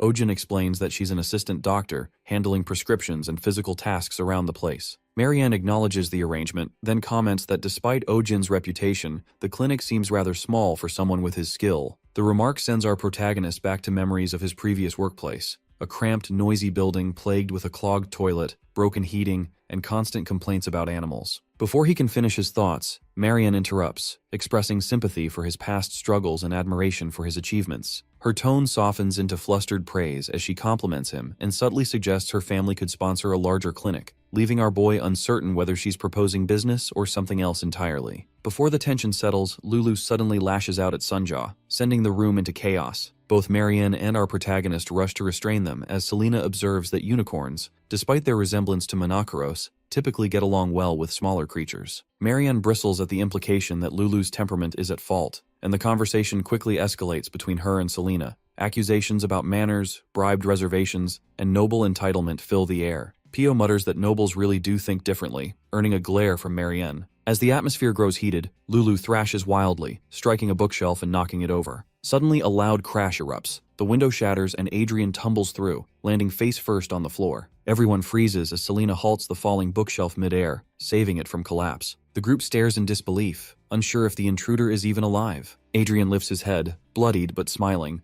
and addresses Marianne with exaggerated relief. While Marianne stammers in shock, Pio demands to know who he is. Adrien introduces himself grandly as Adrien Heaven Crown, kisses Pio's hand, and declares his devotion to protecting all beautiful life. Ojin stares at him, inwardly appalled by the theatrical entrance and pretentious tone, comparing Adrien to an overly dramatic influencer. When asked why he entered through a window, Adrien responds indignantly, insisting he is Lulu's primary physician and accusing our protagonist of mistreating her. The accusation quickly turns into an argument. Ojin insists Lulu is fine, while Adrien calls him an unqualified fraud and even brands him a cyber-hooking bastard. Confused, Ojin turns to Selena for an explanation, and she clarifies that it's an insult for a deceitful womanizer who lures people in like a carnivorous plant. Realization dawns on our hero a beat too late, deepening his disbelief. Marianne intervenes, scolding Adrian for his vulgarity, but Adrian presses on, interrogating Ojin about his romantic history. In the midst of the confrontation, Adrian notices a mark on Ojin's hand and accuses him of being tied to a noble bloodline, or something even more scandalous. Pio blurts out that it must be an engagement ring, causing everyone to look at our boy in shock. Flustered, he explains that the token was a gift from someone named Kalyan, but his clarification only deepens the confusion. Before anyone can question further, Lulu begins trembling violently, sweat breaking out along her skin. Moments later, she collapses and everyone rushes to her side. Ojin examines her quickly. Her pupils react normally, and though her breathing is heavy, it isn't critical. He calls for Pio to bring a candle and stethoscope, piecing together the cause. Adrian watches, then grimly announces his own conclusion. Lulu isn't ill, she's pregnant. Adrian examines Lulu and concludes that she is expecting. Marianne, initially disbelieving, struggles to accept his diagnosis, convinced that the unicorn's isolation in the castle's greenhouse makes pregnancy impossible. Selena supports Adrian's suspicion, noting that Lulu's recent behavioral changes, especially her heightened vigilance, align with early signs of pregnancy. When Adrian introduces a medical device to detect internal sounds, Marianne follows his instructions and, using the tool, identifies Lulu's heartbeat. Then another, smaller and distinct, coming from within her abdomen. Overwhelmed by the revelation, she collapses, and Adrian catches her. Meanwhile, our protagonist calmly explains that the device is called a stethoscope. Adrian is astonished by its accuracy, impressed by how clearly it transmits even the faintest internal sounds. Working together, Adrian and Ojin determine that Lulu is about 4 months along. Marianne rejects the idea again, insisting that Lulu has not left the greenhouse during that time. Her claim only deepens the mystery, since the unicorn had been secluded in preparation for an arranged mating with Prince Theo's prized horse, Shark. Despite these precautions, the evidence of pregnancy is undeniable. Lulu is transferred to the ICU, where Ojin administers fluids and electrolytes through an IV to counter dehydration and malnutrition caused by persistent vomiting. The others observe in fascination, noting the directness of a treatment that bypasses digestion entirely. Silence settles as Marianne tries to process the situation. Selena breaks the quiet, reasoning that the arranged meeting with the prince's horse would likely have failed, since unicorns rarely choose partners and often remain single for life, unless they meet one truly worthy. On rare occasions, an exceptional pairing produces a legendary hybrid with a golden body. Adrian suggests sending Lulu to the palace as a royal gift to explain the situation directly to His Highness, believing the prince would welcome such a rare creature. Selena dismisses the idea as unreliable, reminding them that stories of hybrid unicorns are mostly myth and that no one yet knows who the father is. Adrian points out the many distinguished horses raised under Lady Marianne's care, any of which could be possible candidates. Siegfried, admired for speed and beauty, Tara, valued for endurance, Dolly, known for charm, and Black Thunder, famous for strength. Marianne concedes that identifying the true partner is essential before any decision can be made. When Adrian volunteers to assist, Marianne instead appeals to Ojin, hoping his medical insight might uncover the truth. He declines, reminding her that a stethoscope cannot determine lineage. Adrian intervenes, acknowledging that Ojin's instincts and concern for Lulu make him more suited than anyone else to help. Selena adds that the answer may already be close at hand since pregnant unicorns typically display distress when separated from their mates, yet Lulu remained calm throughout the journey. Tracing the timeline, Marianne realizes that Lulu's agitation only began after arriving at their destination. The carriage route provides the first clue. At the stable, Joseph tends to a young mongrel horse, unaware of the tension building around him. When Lulu spots the colt, she becomes visibly emotional, rushing toward it and embracing it with clear recognition. The onlookers are stunned. Marianne is horrified, unable to comprehend why a unicorn of royal standing would bond with a common mixed-breed horse. The scene's absurdity draws a quiet remark from our hero, likening it to a dramatic play where a noble parent rejects a forbidden match. Adrian, observing Lulu's behavior, affirms that despite every expectation, the connection between the two animals is genuine. Marianne protests that the colt is too young, but Ojin points out that Lulu's choice is clear, and that separating them would only harm both her and the unborn foal. The evidence leaves Marianne speechless, her thoughts circling the impossible reality before her. A unicorn, symbol of purity and grace, bound by affection to an ordinary stable horse. After discovering the truth about Lulu and the horse, Marianne's father confronts Joseph. He tells the young man that allowing a lowly carriage horse to get close to a precious unicorn is utter madness. Joseph tries to explain that he had no idea, but the Count accuses him of lying and attempting to profit from the situation. Despite Joseph's denials, the Count refuses to listen and orders both him and the horse locked up, announcing that punishment will be delivered soon. The maids whisper among themselves, agreeing that the Count is being too cruel. Joseph did nothing wrong. They point out that no one can stop animals from being affectionate toward each other. The conversation turns to why Lulu was supposed to be sent to the royal palace, with some realizing she was likely meant as a bribe for the crown princess election at the end of the year. They mention Marianne's participation, and how Lulu could have lived in royal luxury if things had gone as planned, but instead ended up with a carriage horse. One maid comments that Lulu probably takes after her owner. Another hints that there's much people don't know about young Lady Marianne. Suddenly, one maid warns the others to be quiet. Just then, another maid rushes in to report that Lulu's condition has worsened. She started coughing blood. Marianne immediately hurries to Lulu's side and asks what's wrong. The maid explains that Lulu hasn't been able to eat due to morning sickness, and is now vomiting blood. She remembers Selena's warning. Pregnant unicorns become extremely anxious when separated from their partners, and Lulu's health has worsened because of it. The maid cautions that if this continues, the situation could become much more dire. Marianne asks when Ojin will arrive, and the maid replies that a message was sent in the morning, but he's delayed due to the distance. Determined,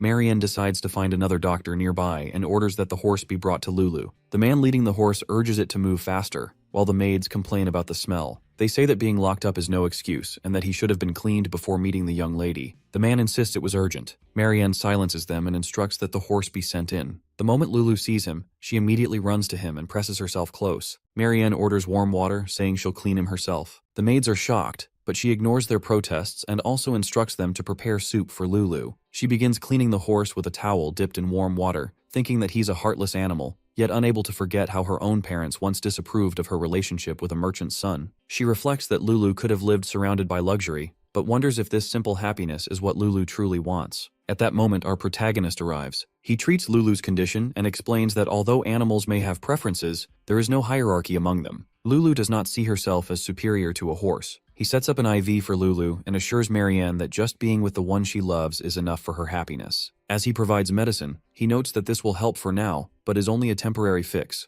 The real solution is allowing Lulu and her partner to remain together. Marianne quietly agrees. Our hero prepares to leave, mentioning that he must return to the clinic where many patients await, and his assistant doctor remains, though he silently doubts her empathy. Marianne assures him she understands, saying she'll leave the aftercare to him. As Marianne and Ojin watch, Adrian clings awkwardly to the tree, visibly struggling to climb down. He finally descends, apologizing for his discourtesy, but our hero corrects him, calling it a crime instead. Adrian insists he only climbed the tree out of concern for Lulu and intended to leave after checking on her. Marianne reminds him that he should have informed the staff, but Adrian explains he tried and was refused entry. Noticing the device in Adrian's pouch, Ojin recognizes it as a stethoscope and casually comments on how cheap it feels. Adrian, embarrassed, admits it's still a prototype. Our protagonist advises that a doctor should have proper tools, then prepares to leave, mentioning his busy patient schedule. Adrian watches him go, thinking that Ojin is a better person than he'd imagined, while our boy thinks the opposite, confirming to himself that Adrian is a strange man. Later that evening, Lulu begins eating on her own and regains some strength, bringing relief to Marianne.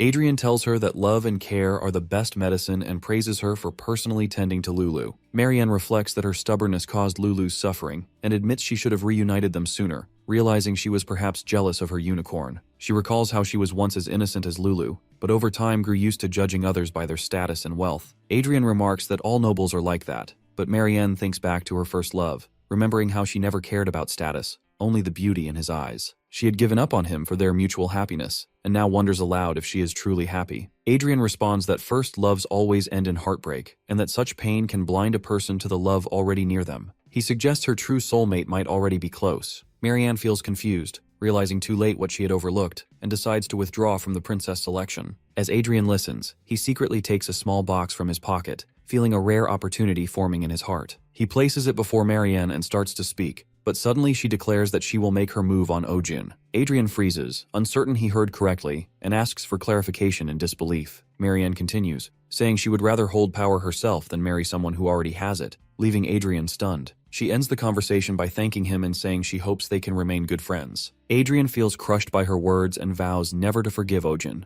Back at the clinic, Pio sneezes and continues reading from a paper, informing Ojin that Kyo is being taken in as Lulu's companion and requesting him to become Lulu's personal doctor. The offer includes 10 times the usual payment, but our hero refuses, explaining he cannot leave the hospital due to his busy schedule, and Pio complains that the tartar won't come off even after an hour. Ojin examines the snake whose teeth are being cleaned, spots tartar buildup, and instructs Pio to spray saline and prepare anti-inflammatory medicine in cotton. While working, he discovers something lodged between the teeth and pulls out a small object. The pet's owner is overjoyed, revealing that the creature, Shamir, is a sacred beast once gifted to their family by the late king, and that it has just swallowed their heirloom. Our protagonist notes that some tartar still remains, and several teeth may need extraction, estimating 1 or 2 more hours of work. Selena remarks that it might take 5 hours since the beast has another head. Overwhelmed, our hero despairs as the owner tries to cheer him up, presenting a painting of himself and Shamir. The owner explains it was created by their family's official portrait artist and asks if Ojin likes it. He finds the painting ugly and wants to refuse, but the artist insists he will finish and present it soon, saying it's been a long time since he found such an inspiring subject. While he speaks, Shamir's eyes open, and Selena notices immediately. Ojin grows tense, wondering if the sedative dosage was enough. Selena raises her hand to cast a protective spell, but Adrian suddenly steps in front of her and the spell hits him instead of the beast. Selena recognizes him as the noble doctor and wonders why he appeared so suddenly. Before anyone can react, Shamir opens its mouth, swallows Adrian whole, and gulps him down. Everyone in the room stands frozen, shocked that the beast has just swallowed a man.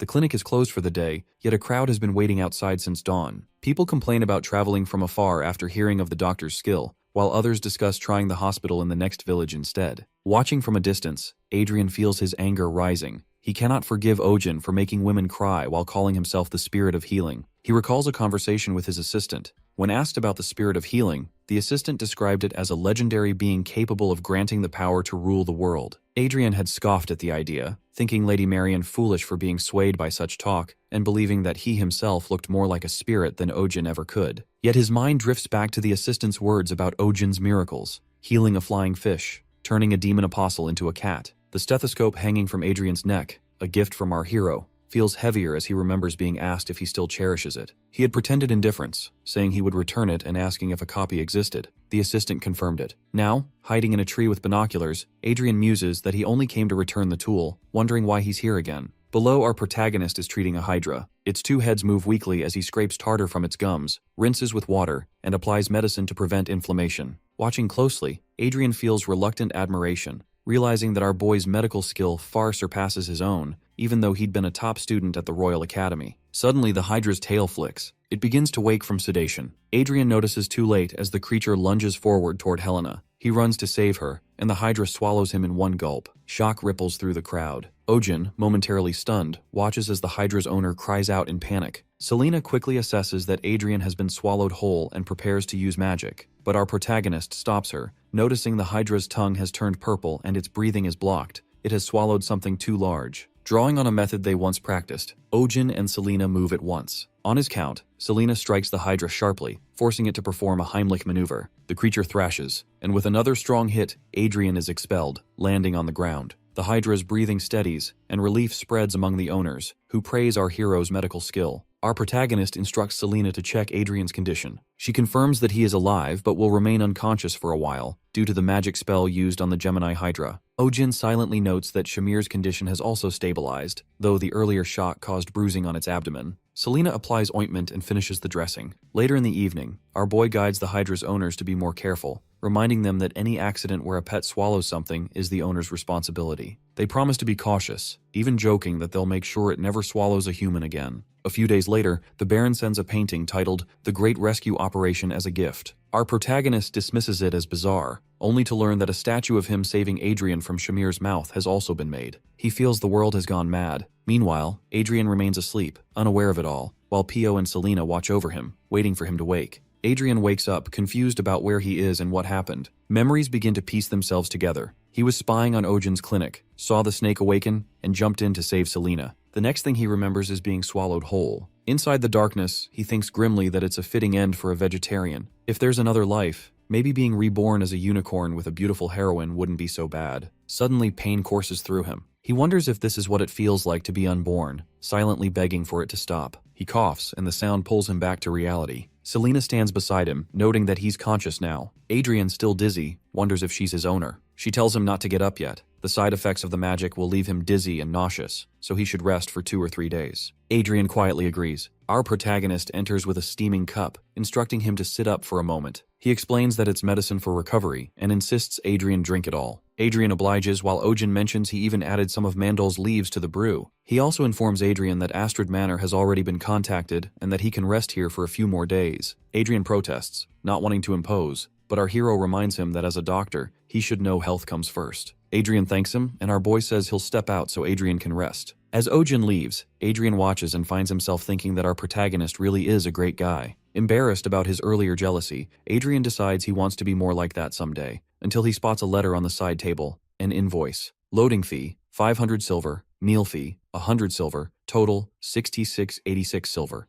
Adrian stares at it and curses Ojin under his breath. Meanwhile, at the clinic, a couple stands with their cat, worried that their pet's gender might be changed. Our hero explains it's just a figure of speech. The cat will be castrated. The couple protests, arguing that it's cruel. Our protagonist patiently reminds them that the cat's energy has been declining, caring for the kittens is hard, and the female's health is suffering from too many births. He asks what solution they would suggest. The owner protests that the cat is still young. Ojin asks if they want to calculate how many more kittens there'll be in 5 years, or if they're secretly selling fennec fox pups. The owner denies it, but argues that if the surgery happens, what pleasure will the cat have left? Used to these discussions, our hero explains that frequent mating causes rapid aging, shortens lifespan, and lowers the quality of life for both pet and owner. The couple leaves teary-eyed. Pio assures them she'll help book a surgery date. After they go, our protagonist mutters about having to schedule it himself soon. He's tired of repeating the same advice every time. Pio tells him the next patient is her childhood friend's pet, and asks him to take good care of it. Ojin promises he will. A girl enters, holding a large chicken, and says they're here for a checkup. Our hero notes the bird's glossy feathers and remarks that it looks perfectly healthy. Pio adds that Pop is the biggest and healthiest among her friend's pets. The girl nods proudly. 20 minutes later, our hero finishes examining Pop and concludes the chicken is fit to compete in a prime chicken contest. The girl, still uneasy, mentions that Pop seems thinner lately, but Ojin determines it's not true weight loss. She recalls a seizure during Pop's sleep and worries it might be serious, but our protagonist concludes it was likely harmless restlessness. The girl adds that Pop's throat was sore the previous day, fearing infection. Pio reassures her that this is common. After a careful check, Ojin finds nothing abnormal, easing her concerns. Later, Pio runs in, alarmed. Pop has disappeared. Tyr explains she stopped by the bathroom before heading home, and in that moment, Pop vanished. Ojin orders all exits and windows sealed. Selena tells everyone in the waiting area to stay put because an animal is missing. Some patients complain that their pets get restless if confined too long. Sunja calms them as their pets begin to act up. The team searches everywhere but can't find Pop. Ojin asks if Pop likes or dislikes anything particular. Tyr says she doesn't know, but maybe Pop already left. Our protagonist insists Pop can't open doors or jump through windows. It must still be inside. Pio remembers that Pop loves men. Our boy notes that some animals prefer lower-pitched voices. Tyr says Pop's obsession with men is extreme. Realization dawns on our hero. That's why Pop clung to him during the checkup.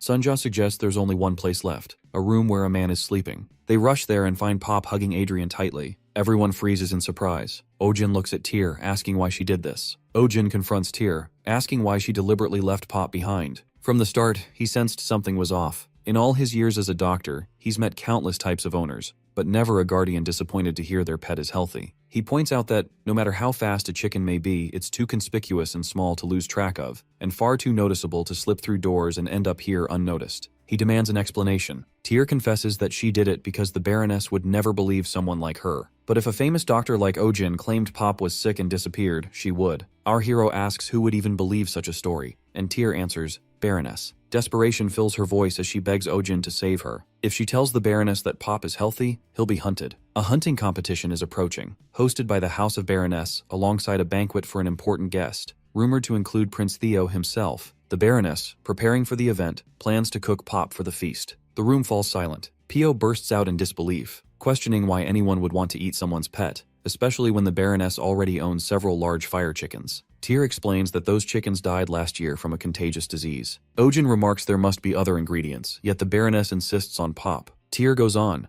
Big fire chickens are prized for their vitality and fertility, creatures renowned for laying many eggs. Families seeking to strengthen their lineage often covet them, believing that consuming such a beast enhances vitality. Our protagonist bitterly observes that people everywhere are obsessed with stealing others' gifts through superstition. Tyr says the Baroness has long coveted Pop and now threatens to drive them from their farmland if they refuse. Pio, angered, declares that using someone's livelihood to steal a beloved pet is unforgivable. Tyr pleads again, begging Ojin to write a diagnosis claiming Pop has a contagious disease, assuring him that no one would dare touch the bird then. Our hero refuses. The room grows heavy with silence. He explains that the moment a doctor forges a diagnosis, they stop being a healer. They become a fraud exploiting life itself. Once that line is crossed, no treatment they offer can be trusted. Adrian suddenly interjects, furious, accusing him of valuing professional ethics above life itself. To him, a doctor's duty is to save lives, not cling to rules. Ojin remains resolute, reasoning that if he lies and claims Pop has a dangerous disease,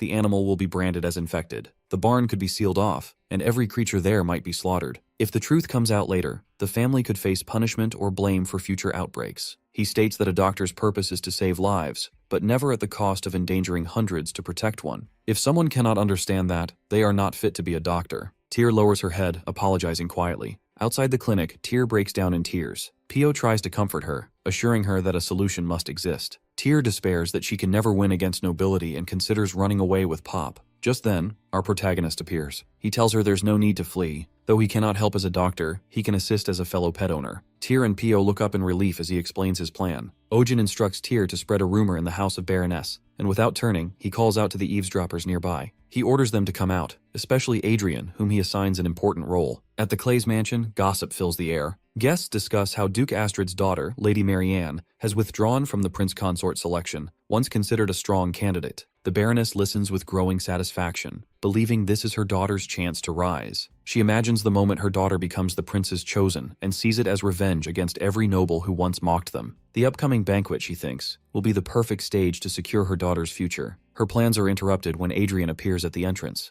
The Baroness freezes, startled by his presence and captivated by his striking looks. As he approaches with composed grace, he requests to speak with her privately at the table. The Baroness, caught off guard, can only stare, wondering who this impossibly handsome stranger might be. The Baroness, seated beside Adrian, feels as though she is dreaming. Surrounded by admiring glances, she basks in the moment, barely able to believe she is conversing with such a handsome man at her own party. She asks if he graduated from the royal school, and, upon his confirmation, eagerly inquires whether he has met the royal family. Adrian replies that he has, mentioning that he saw Prince Theo often since they attended during the same period. The Baroness immediately takes mental notes, deciding she must update her home's interior to match the latest royal trends. Curious, she asks about the prince's eating habits. Adrian responds with gentle curiosity, wondering if she intends to serve him a meal. Embarrassed, she hesitates, but he reassures her, saying he understands the challenge of preparing a dish for royalty. He offers to introduce her to his regular merchant, a secretive trader who only serves the upper class and deals exclusively in rare, high-quality imported ingredients. The Baroness, astonished and delighted, declares she wishes to meet this merchant right away, considering it an unexpected stroke of luck.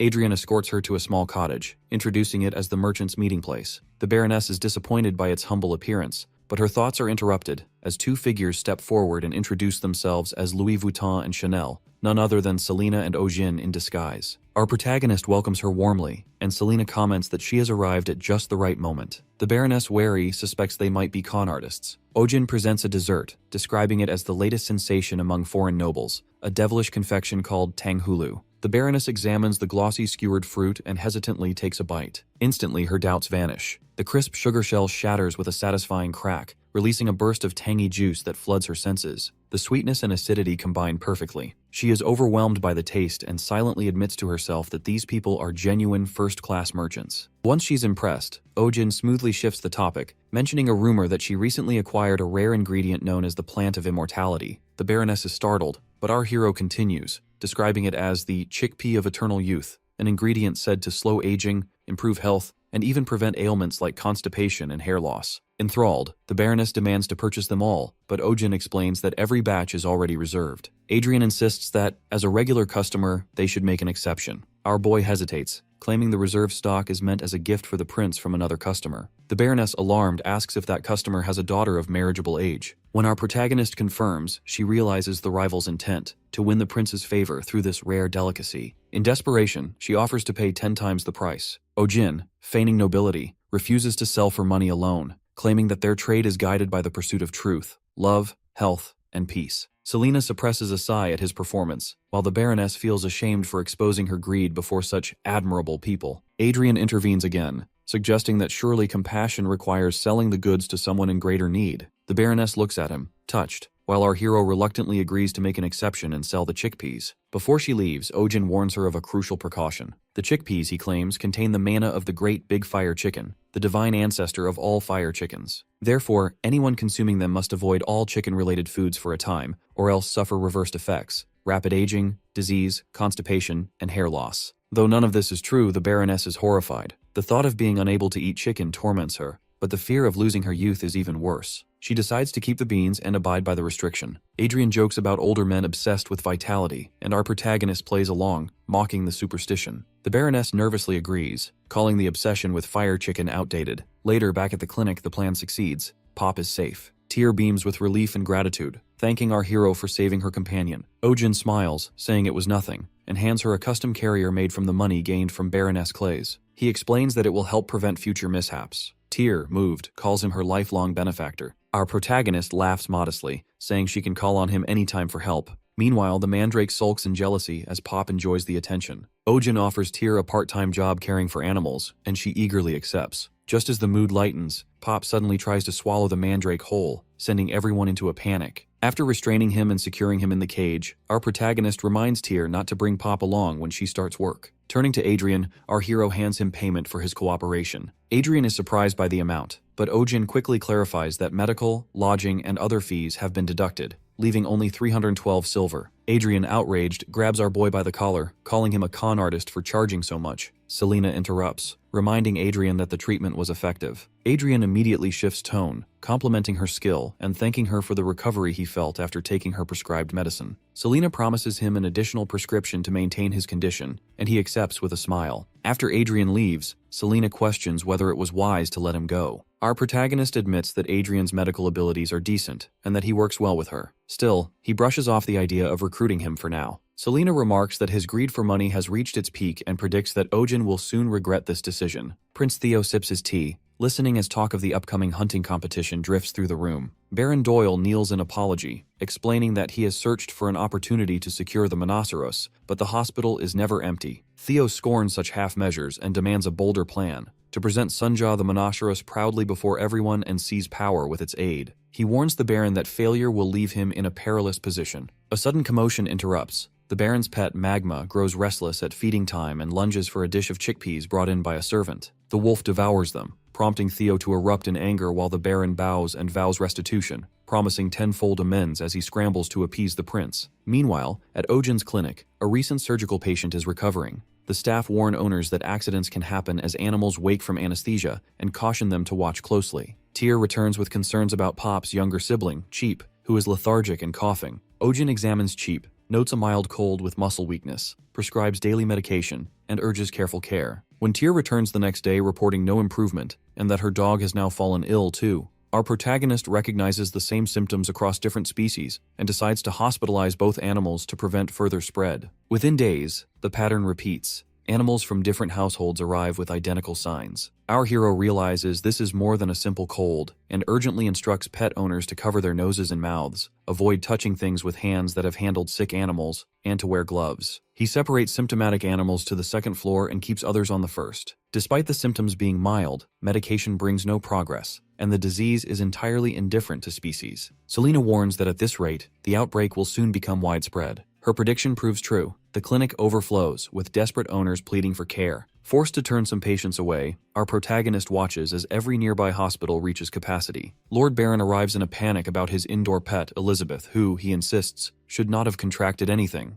A newly acquired turtle is revealed as the likely carrier. Baron inquires about nearby empty properties, and a vacant building in the back alley is offered as a temporary annex. Realizing the scale of the crisis, our hero accepts the loan and suddenly finds himself running a second facility alone, treating patients across 2 sites and wondering how he can possibly manage without another doctor. Over at Adrian's hospital, he notices an empty ward and asks why patients are scarce. His assistant explains that the town is facing an infectious outbreak and predicts a call for support. Soon after, a letter arrives from Ojin requesting aid. Bring spare medicines and equipment, with a curt offer of 2 gold per hour and a potential performance bonus. Adrian initially bristles at the tone, intent on burning the presumptuous letter, but then he sees a line mentioning Selena collapsing from overwork. Conscience overrides pride. Adrian announces he will leave until the war against the pandemic is over, reasoning that where disaster strikes, a doctor must go. His assistant falls silent, recognizing the gravity of the decision. The first epidemic sweeps across the land, prompting Pio to gather everyone inside the clinic and announce strict isolation measures. Any animal showing symptoms must be quarantined, and unnecessary outings are to be avoided. Questions arise about when each patient's cough began, and records quickly pile up. Adrian continues examining patients after 12 hours of non-stop work, noting swollen throats but, in some cases, ruling out the epidemic. Selena is buried in 26 hours of drug testing, while our protagonist tends to a weak rabbit after 18 hours of continuous treatment, gently finishing the checkup as exhaustion weighs on the entire staff. Schwein arrives with Max, reporting that 2 more cases have appeared among the hunting dogs scheduled for the upcoming competition. The inpatient ward overflows, and Tyr informs our boy there's no more room. Still, Ojin insists on finding space and continues searching for a cure, assuring everyone that they will do their best. Schwein thanks him, while Adrian questions why they keep admitting patients beyond capacity. Our hero answers through his actions, unwilling to turn anyone away. Pio reports that some guardians are demanding to discharge their pets, thinking mild coughing is harmless. Ojin rejects the idea, explaining that neglect could lead to irreversible damage, especially for working animals like hunting dogs, which would be abandoned if they lose their value. He firmly believes all animals deserve equal care, regardless of their usefulness. Late into the night, our protagonist experiments with antibiotics infused with dragon's power, but all attempts fail. Meanwhile, Selena warns him to stop before overusing the dragon's energy strains his heart. He blames mana instability, and even considers learning alternative medicine. Selena points out that he hasn't slept in 3 days before knocking him unconscious for a forced rest. 5 hours later, Ojin wakes in a daze, being fed by Tyr with fresh food. He realizes the egg is from Pop, a healthy chicken who hasn't caught the epidemic. Tyr mentions that both Pop and Sunja are fine despite exposure. Suddenly, our hero connects the dots, running through every possible shared trait, diet, blood type, temperament, until his eyes fix on Sunja, who is being spat on by the mandrake, just as the mandrake spat on Pop. That's why Sunja and Pop didn't develop the infection. Using a sample of mandrake saliva mixed with that of an infected animal, Ojin observes the gray experimental leaves turn green, confirming a cure. The clinic erupts in relief as our protagonist and the team praise the mandrake for saving countless lives. Now comes the issue of mass production. The team debates methods, pressing, diluting, but Selena prepares a sweet nutrient drink mixed with diuretics. The mandrake gulps it eagerly, saliva dripping from its leaves in abundance. Ojin marvels at how quickly they can now collect the essence and begin synthesizing the medicine. By morning, the epidemic subsides. Max's cough fades and his strength returns. Our boy feels deep relief while administering the final vaccine doses. As he finishes the last prescription, heavy knocks thunder against the clinic door. Voices from outside announce that Lord Baron has arrived and demand our hero's arrest. Baron arrives at the clinic with his men, drawing a confused crowd that murmurs questions about the scene.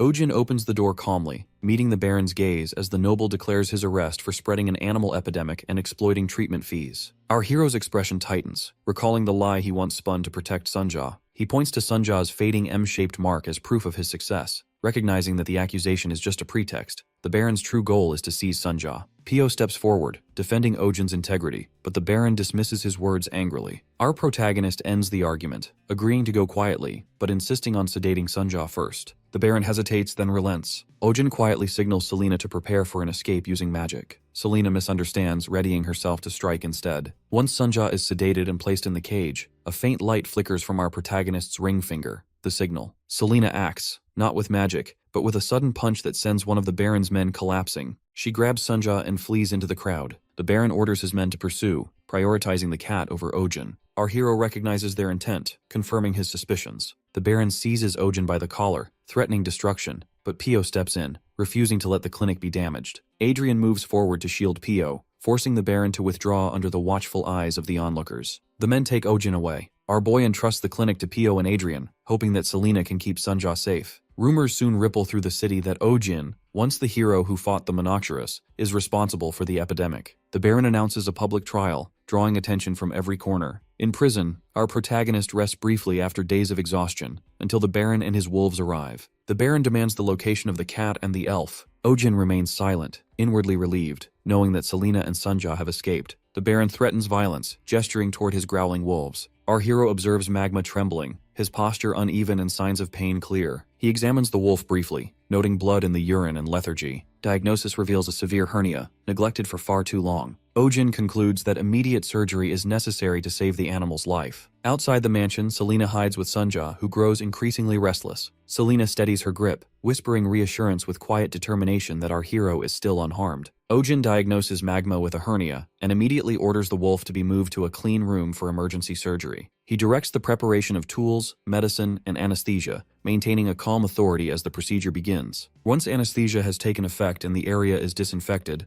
our hero starts the operation with steady precision. The Baron stands nearby, watching anxiously, while a servant hands over a protective apron and gloves to minimize infection risk. Throughout the surgery, our protagonist keeps tight control, requesting temperature checks, timing the next dose of anesthesia, and insisting on proper sterilization of each instrument. The Baron grows tense, unsure whether to trust Ojin's judgment, and outside the room, he finds himself questioning the diagnosis, until a memory surfaces of Magma's mother, who died with similar symptoms. Staring at her portrait, realization dawns that she too suffered from the same condition. Meanwhile, in the Baron's office, petitions demanding Ojin's release begin to pile up. Among them is a letter from Lady Marianne Astrid's family, threatening to report the Baron's false accusations to the king unless our protagonist is freed. Servants voice their outrage, alarmed by the mounting backlash. The surgery concludes successfully. The Baron rushes to see his companion breathing steadily as Ojin calmly explains the regimen. A week of medication and a future appointment for suture removal. Finally, exhaustion overtakes our hero, and he collapses onto a nearby sofa, succumbing to sleep after days of relentless work. The Baron notices the raw marks left by handcuffs on Ojin's wrists and quietly instructs that they not be used again. Back in prison, our protagonist drifts into a dream. He finds himself surrounded by the warmth of home. His parents' voices echo faintly. His mother frets that his clinic must be struggling again, while his father laments his stubbornness, recalling how Ojin rejected medical school to become a veterinarian. He questions what's so noble about tending to animals, yet our hero, in the dream, feels only peace. An animal appears, pressing against him, something between a cat and a lion, warm and comforting. Elsewhere, Theo confronts the Baron about the missing Monoceros. The Baron reports that it was taken by the Etherian Order, revealing that Selena was an agent of theirs. Reports confirm her involvement with suspicious groups of elves. Theo's anger erupts, condemning the Baron's incompetence. The Baron apologizes and, hesitantly, asks whether Ojin should now be released, mentioning the mounting complaints from both nobles and commoners. Theo, weary of the matter, allows him to decide. At the mansion, our hero is freed.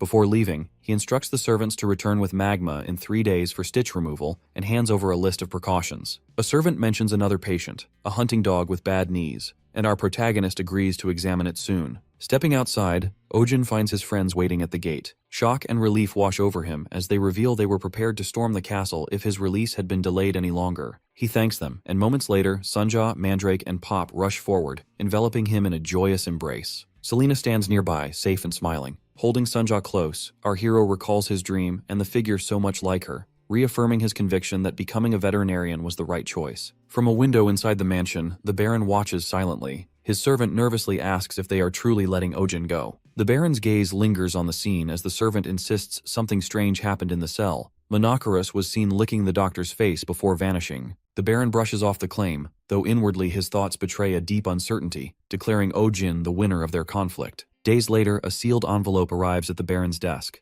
a detailed surgical bill from our hero. Reading it, the Baron grips the paper with white knuckles, swearing never to forgive him. In the morning, Adrian arrives at the clinic, greeting Selena as he presents the herbs she requested earlier. Ojin, watching from afar, wonders why Adrian has returned yet again. Selena examines the bundle, surprised that such rare herbs were found out of season. Adrian, confident, declares that nothing is beyond his reach. She hands him another list, which he accepts eagerly. As Selena inspects the supplies, Adrian comments on their excellent quality, especially praising a sprig of spincha, only to realize it has vanished from his hand. The culprit is Bloop, the small blob creature now chewing on the herb. Adrian scolds it and reaches out to retrieve the plant, but Bloop bites his finger, splits into 3, and smacks him across the face. Glaring, Adrian mutters that creatures truly resemble their owners, and every animal raised by our hero has a bad temper. Selena corrects him, declaring Bloop as her child, which prompts Adrian to remark that no wonder it has such fine taste in herbs. Bloop smirks mischievously, and Adrian freezes, realizing the creature just smiled at him. Selena places Bloop into a cage to contain his antics. Inside the clinic, Bloop,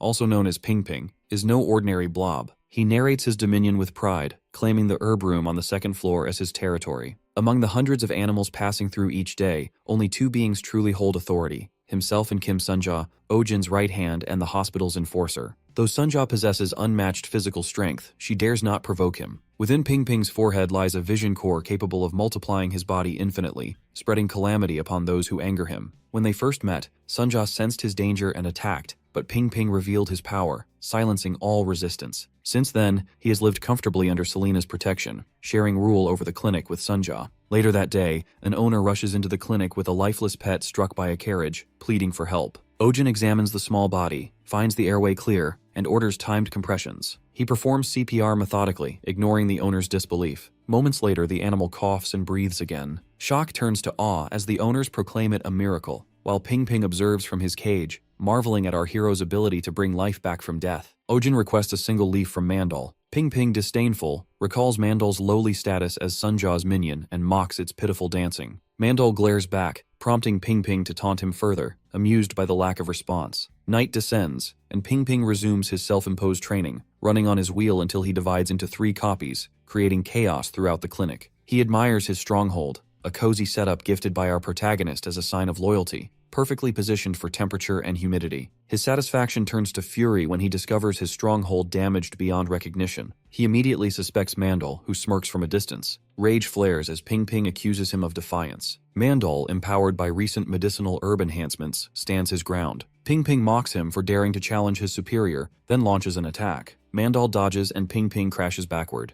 Assessing his opponent, Ping Ping notes the improvement in Mandal's body and resilience, but reminds him that without his pot, he is nothing, a plant doomed to wither. With a swift blow, Ping Ping shatters Mandal's pot, sending him to the floor in despair. Declaring dominance, Ping Ping demands that he kneel. Mandal glares up, desperate and furious, preparing his secret weapon, a sonic shriek capable of rupturing eardrums. Ping Ping senses danger, tries to cover his ears, and realizes his stubby arms cannot reach them. The attack fails, producing only a weak, trembling sound. Ping Ping mocks Mandal's silence, satisfied at his opponent's downfall. Moments later, our hero enters, drawn by the commotion. He surveys the mess and the fallen Mandal with his broken pot, immediately understanding what happened. Kneeling beside the crying plant, he soothes it gently, assuring it will be fine. Lifting the fragments of the pot, Ojin smiles faintly and decides it's time to repot Mandal once again. After receiving an excess of supergrowth serum, Mandal grows to 1.5 times his original height. Our hero prepares a larger pot for him, layering it with top-grade soil and finishing with premium organic nutrients. Yet, as Mandal settles into his new home, he quickly appears unwell. Ojin examines him closely, puzzled by the lack of response. Selena, watching silently, suddenly plucks one of Mandal's leaves. The action startles our protagonist, who turns in shock. A quiet cry erupts from Mandal, echoing through the clinic. He flinches, covering his ears, while Selena freezes, equally startled. After a tense silence, Mandal gives a weak response.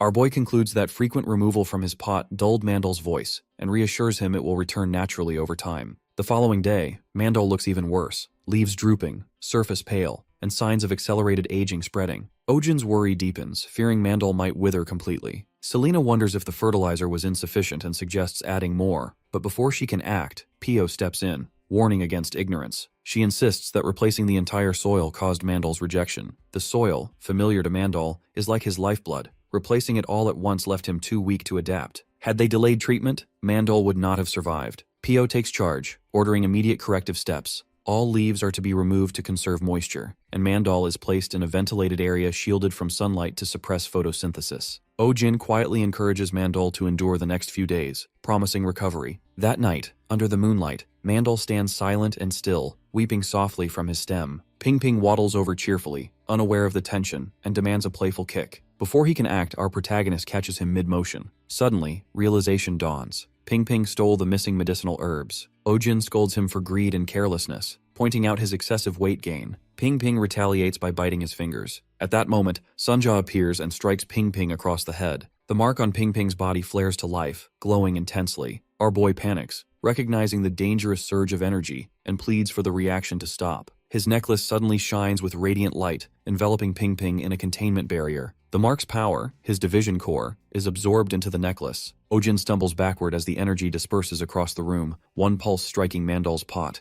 Mandal instantly revives. Color returns, his form grows vibrant, and he begins to sway as if dancing. Our protagonist stares in disbelief. Selena explains that the energy from Ping Ping's division core triggered rapid cell division in Mandal, causing extraordinary regeneration and accelerated growth. Pio celebrates Mandal's recovery, relief evident on her face. Ojin laughs quietly as tension dissolves. Selena picks up the exhausted Ping Ping, assuring him his core is safe and will restore with time. Our boy warns not to feed Mandal's leaves to Ping Ping again. While Selena acknowledges the brilliance of the division core that saved them all, she quietly credits her master for its creation. In the Western Forest, there is a ghost story known as the Tale of the Legless Beauty. She is said to appear as a beautiful woman with long hair, but in reality, she is a man-eating monster with sharp teeth and no hind legs. Crawling on her front legs, she appears whenever she hears a baby cry. Some say she is the vengeful spirit of a yokai who went mad after losing her child. Pio tells the story with conviction, insisting it is true, but Ojin dismisses it as absurd and baseless. Pio sticks to her claim, while our hero questions the lack of witnesses. Then Selena reveals she encountered signs of the creature in the western forest a week earlier. Traces of something crawling on its front legs marked the ground. The eerie presence had driven people away, allowing her to gather herbs in peace. Ojin becomes uneasy, and suddenly a scratching sound comes from the door. Both Pio and our protagonist are startled, while Selena remarks that it sounds like someone is there. Despite their warnings not to open it, she swings the door wide, revealing Max. Our boy is startled and notices Max holding Mr. Schwein's clothes in his mouth, suspecting something may have happened to Schwein and follows Max to find out. When he reaches Schwein, he finds him safe and well. Schwein greets him and asks what brings him there. Ojin, relieved, thanks him. Schwein identifies the fabric as a piece of Max's comfort toy, realizing the dog must have been bored because he had been too busy lately. While in the forest, our protagonist notices that Schwein is working late. Schwein points to a net hanging in a tree. A kitten is trapped inside. He explains that poachers have been active in the western forest, setting nets everywhere, and young animals keep getting caught. One kitten is hanging too high for him to reach, so he goes to fetch a pole. While waiting, Ojin notices marks on the tree, deep scratches, as if something had clawed at it. Schwein also observes that the footprints around the tree are strange, resembling those of a creature crawling only on its front legs. Both grow uneasy, remembering the ghost story. Suddenly they hear the sound of crying. Our hero asks Schwein to stop making that noise, admitting he hates things like this. Schwein denies it, but the crying sound grows closer. Then a figure appears, and both freeze, fearing the legless monster has come. Instead, it is a fox. Ojin notices its hind legs are injured, explaining the dragging footprints. The trapped kitten continues to cry from above, and the fox barks at it, clawing at the tree. Our protagonist realizes the fox is reacting to the cries and suspects it plans to eat the kitten. The crying continues, and the net begins to shake. Suddenly the cage falls. Ojin rushes forward, catching it just in time. Relieved, he looks inside and sees that it is not a kitten, but a fox cub, and it is already dead. A sound behind our protagonist makes him turn. The large fox stands there, preparing to attack. Ojin realizes he let his guard down. Suddenly, Selena appears and shoots the fox with a tranquilizer. The animal collapses, unconscious. Selena checks our hero for injuries and finds him unharmed. She had arrived just moments earlier, drawn by curiosity about the rumored creature, which has now revealed itself as a celestial fox. Ojin examines the fox closely, confirming its identity and noting numerous wounds across its body, including gunshot injuries on the hind legs. Selena inspects it as well, observing that it must have given birth recently. Its glands are swollen, and there are faint traces of suckling, suggesting it has not nursed for some time. Our hero realizes that the dead fox cub in the net must be its child. The fox cub was killed by hunters who cursed their luck, disappointed that it wasn't fully grown. Still, they decided the white fur would fetch a good price. Before they could take it away, the mother's furious cry pierced the forest as she lunged at them, forcing the hunters to flee. In the silence that followed, she approached her cub's body, only to see a small cat emerge beside it, softly meowing. She gathered her injured cub and lay down in the rain as the cub weakly nursed. Later that night, the mother opened her eyes again. While she slept, the same cat appeared nearby. The baby fox crawled toward it, and the two began to play, until, in the next instant, both were caught in a net. The mother woke to the sound, spotting her cub trapped high in the branches, and cried helplessly beneath the tree. Now, in the present, the mother fox thrashes violently on the clinic floor. Our hero struggles to hold her still, but she sinks her teeth into his arm. Reacting quickly, he injects a tranquilizer into her neck. Her body tenses, then slowly relaxes as he keeps her from tearing open her stitches. Morning comes, and a low growl echoes through the waiting room, drawing attention. Sunja crawls closer, trying to peek inside the treatment room where the sound originates. It has been 3 days since the fox was admitted, yet she still goes berserk each time she wakes, her body already building a tolerance to the sedatives. Pio quietly wonders if the fox doesn't realize her cub is dead, but our protagonist disagrees. The cub's body had been lifeless for several days. If the mother had remained nearby, she must have known. Our boy notices the stitches tearing open again, the wound refusing to heal, as if her body mirrors the torment in her mind. Trauma, Ojin reflects, exists in animals too. Trapped in memories of pain and anger, they attack themselves and the world around them, like the monsters in Western ghost tales. The kitten rescued alongside the fox has recovered after IV fluids. Still fragile, it needs careful monitoring. Our hero reminds Pio to keep its temperature steady and ensure it stays far from the fox's cage. Pio agrees and goes to replace the kitten's cold water bottle with a warm one. The kitten mews softly, glancing toward the mother fox's cage. When Pio returns with a heating pad, she freezes. The cage door hangs open. The kitten is gone. Panic floods her as she spots it inside the fox's enclosure, nestled against the mother's body. Pio alerts our protagonist immediately, fearing the worst. In the fox's unstable condition, any movement could turn fatal. But when they rush in, they find the kitten pressed against the fox, suckling quietly. The fox stirs, her eyes flicker open, and a tear slips down her face. Instead of lashing out, she lowers her head and gently licks the tiny creature. The entire room stands still, stunned by the sight of a wounded predator finding peace in the warmth of another life. The next day, the kitten dashes across the clinic floor, dragging Pio's glove between its teeth. Pio half-heartedly reaches for it before giving up as the kitten scampers straight toward the fox's cage. She decides to retrieve it later. What matters more is the fox itself. Its recovery, once stagnant, has become astonishing. Wounds that had refused to close now knit cleanly, and its rest is no longer plagued by nightmares. Pio marvels at the progress, unable to believe the creature once thought crippled now moves its paws again. The nerves, still alive, have begun to regenerate. Our hero watches quietly, reflecting that he cannot restore all that humans have taken, but at least he can return a fragment of what was lost. When the fox and kitten are finally released, they step into the forest together. He bids them farewell in silence, hoping never to meet again under such painful circumstances. The fox glances back once, as if in acknowledgement, before vanishing into the trees. In time,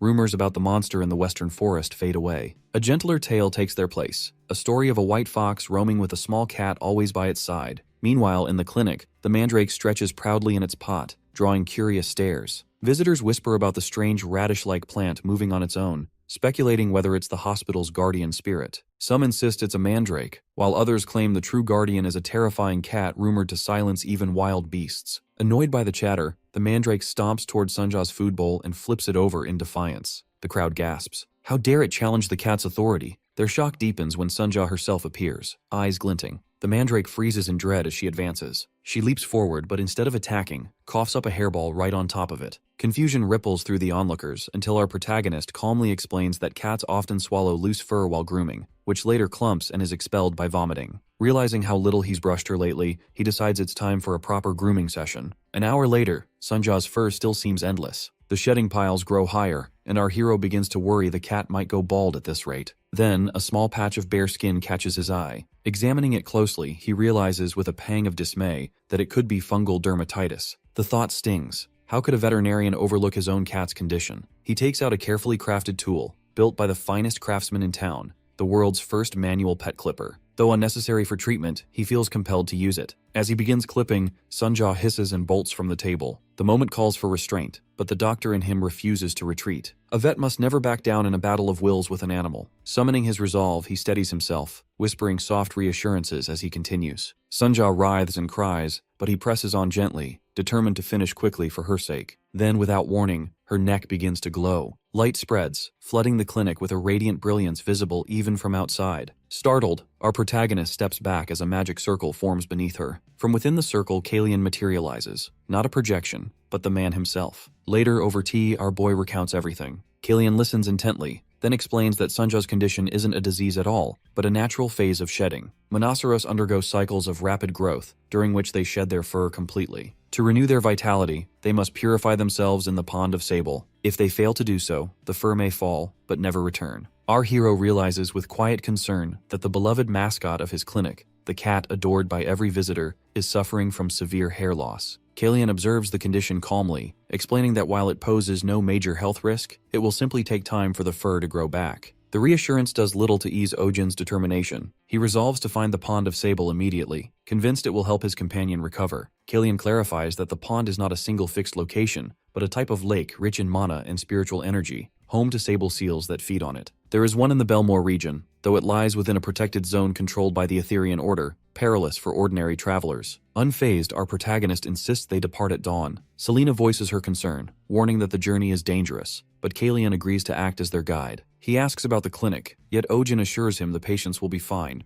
Adrian will oversee everything in his absence. By morning, they reach the western forest. The land feels like a living myth, dense, hushed, haunted by countless ghost stories. Strange lights shimmer between the trees, and even the air hums with mana. Few dare to walk here. Soon they spot a red flower slithering, and Kalian notes that the lake must be close. Ojin crouches beside an unfamiliar blossom, remarking on its unusual shape, but Selena warns him not to touch it. The sable seals release toxins when disturbed, and countless other dangers hide among the roots. Suddenly, Sunja trots up proudly, a snake dangling from her jaws. Our boy bends down, stroking her in praise while Selena carefully removes the snake. The serpent's body bears a distorted human face, a face snake, rare and deadly. Ojin shudders at the sight and quickly places Sunja inside her case to keep her out of further mischief. Kalian chuckles quietly, noting that the cat looks thoroughly offended by the restraint. When they reach the lake, the surface glows with soft luminescence. mana swirling beneath like liquid starlight. Even our protagonist, accustomed to the extraordinary, is briefly left speechless. Entranced by its beauty, he decides to enter the water alone. Killian protests, warning it's too dangerous, but Ojin insists. Cats become extremely wary when exposed, and the presence of others would only cause more distress. She barely tolerated being groomed. A bath would be even worse. Killian relents, invoking the blessing of the water spirits. His chant summons the protection of Celestian, cloaking Ojin in enchantment and granting him gills that shimmer faintly under the mana light. Now untouched by danger, our hero takes a steady breath, steeling himself. Joking under his breath, he admits he would rather pass out than face what comes next. Still, he gathers Sunja in his arms, coaxing her gently with treats as they descend into the glowing pond. The cat's paws skim the surface, and instead of panic, calm spreads across her features. The sight amazes him. A thought forms. Perhaps this is the mythical water attribute cat, the kind said to appear only to those whose families have performed 3 generations of good deeds. Sunja drifts gracefully beneath the water, her fur glinting like flowing silver. The sight melts our hero's composure, leaving him wishing for the conveniences of his old world.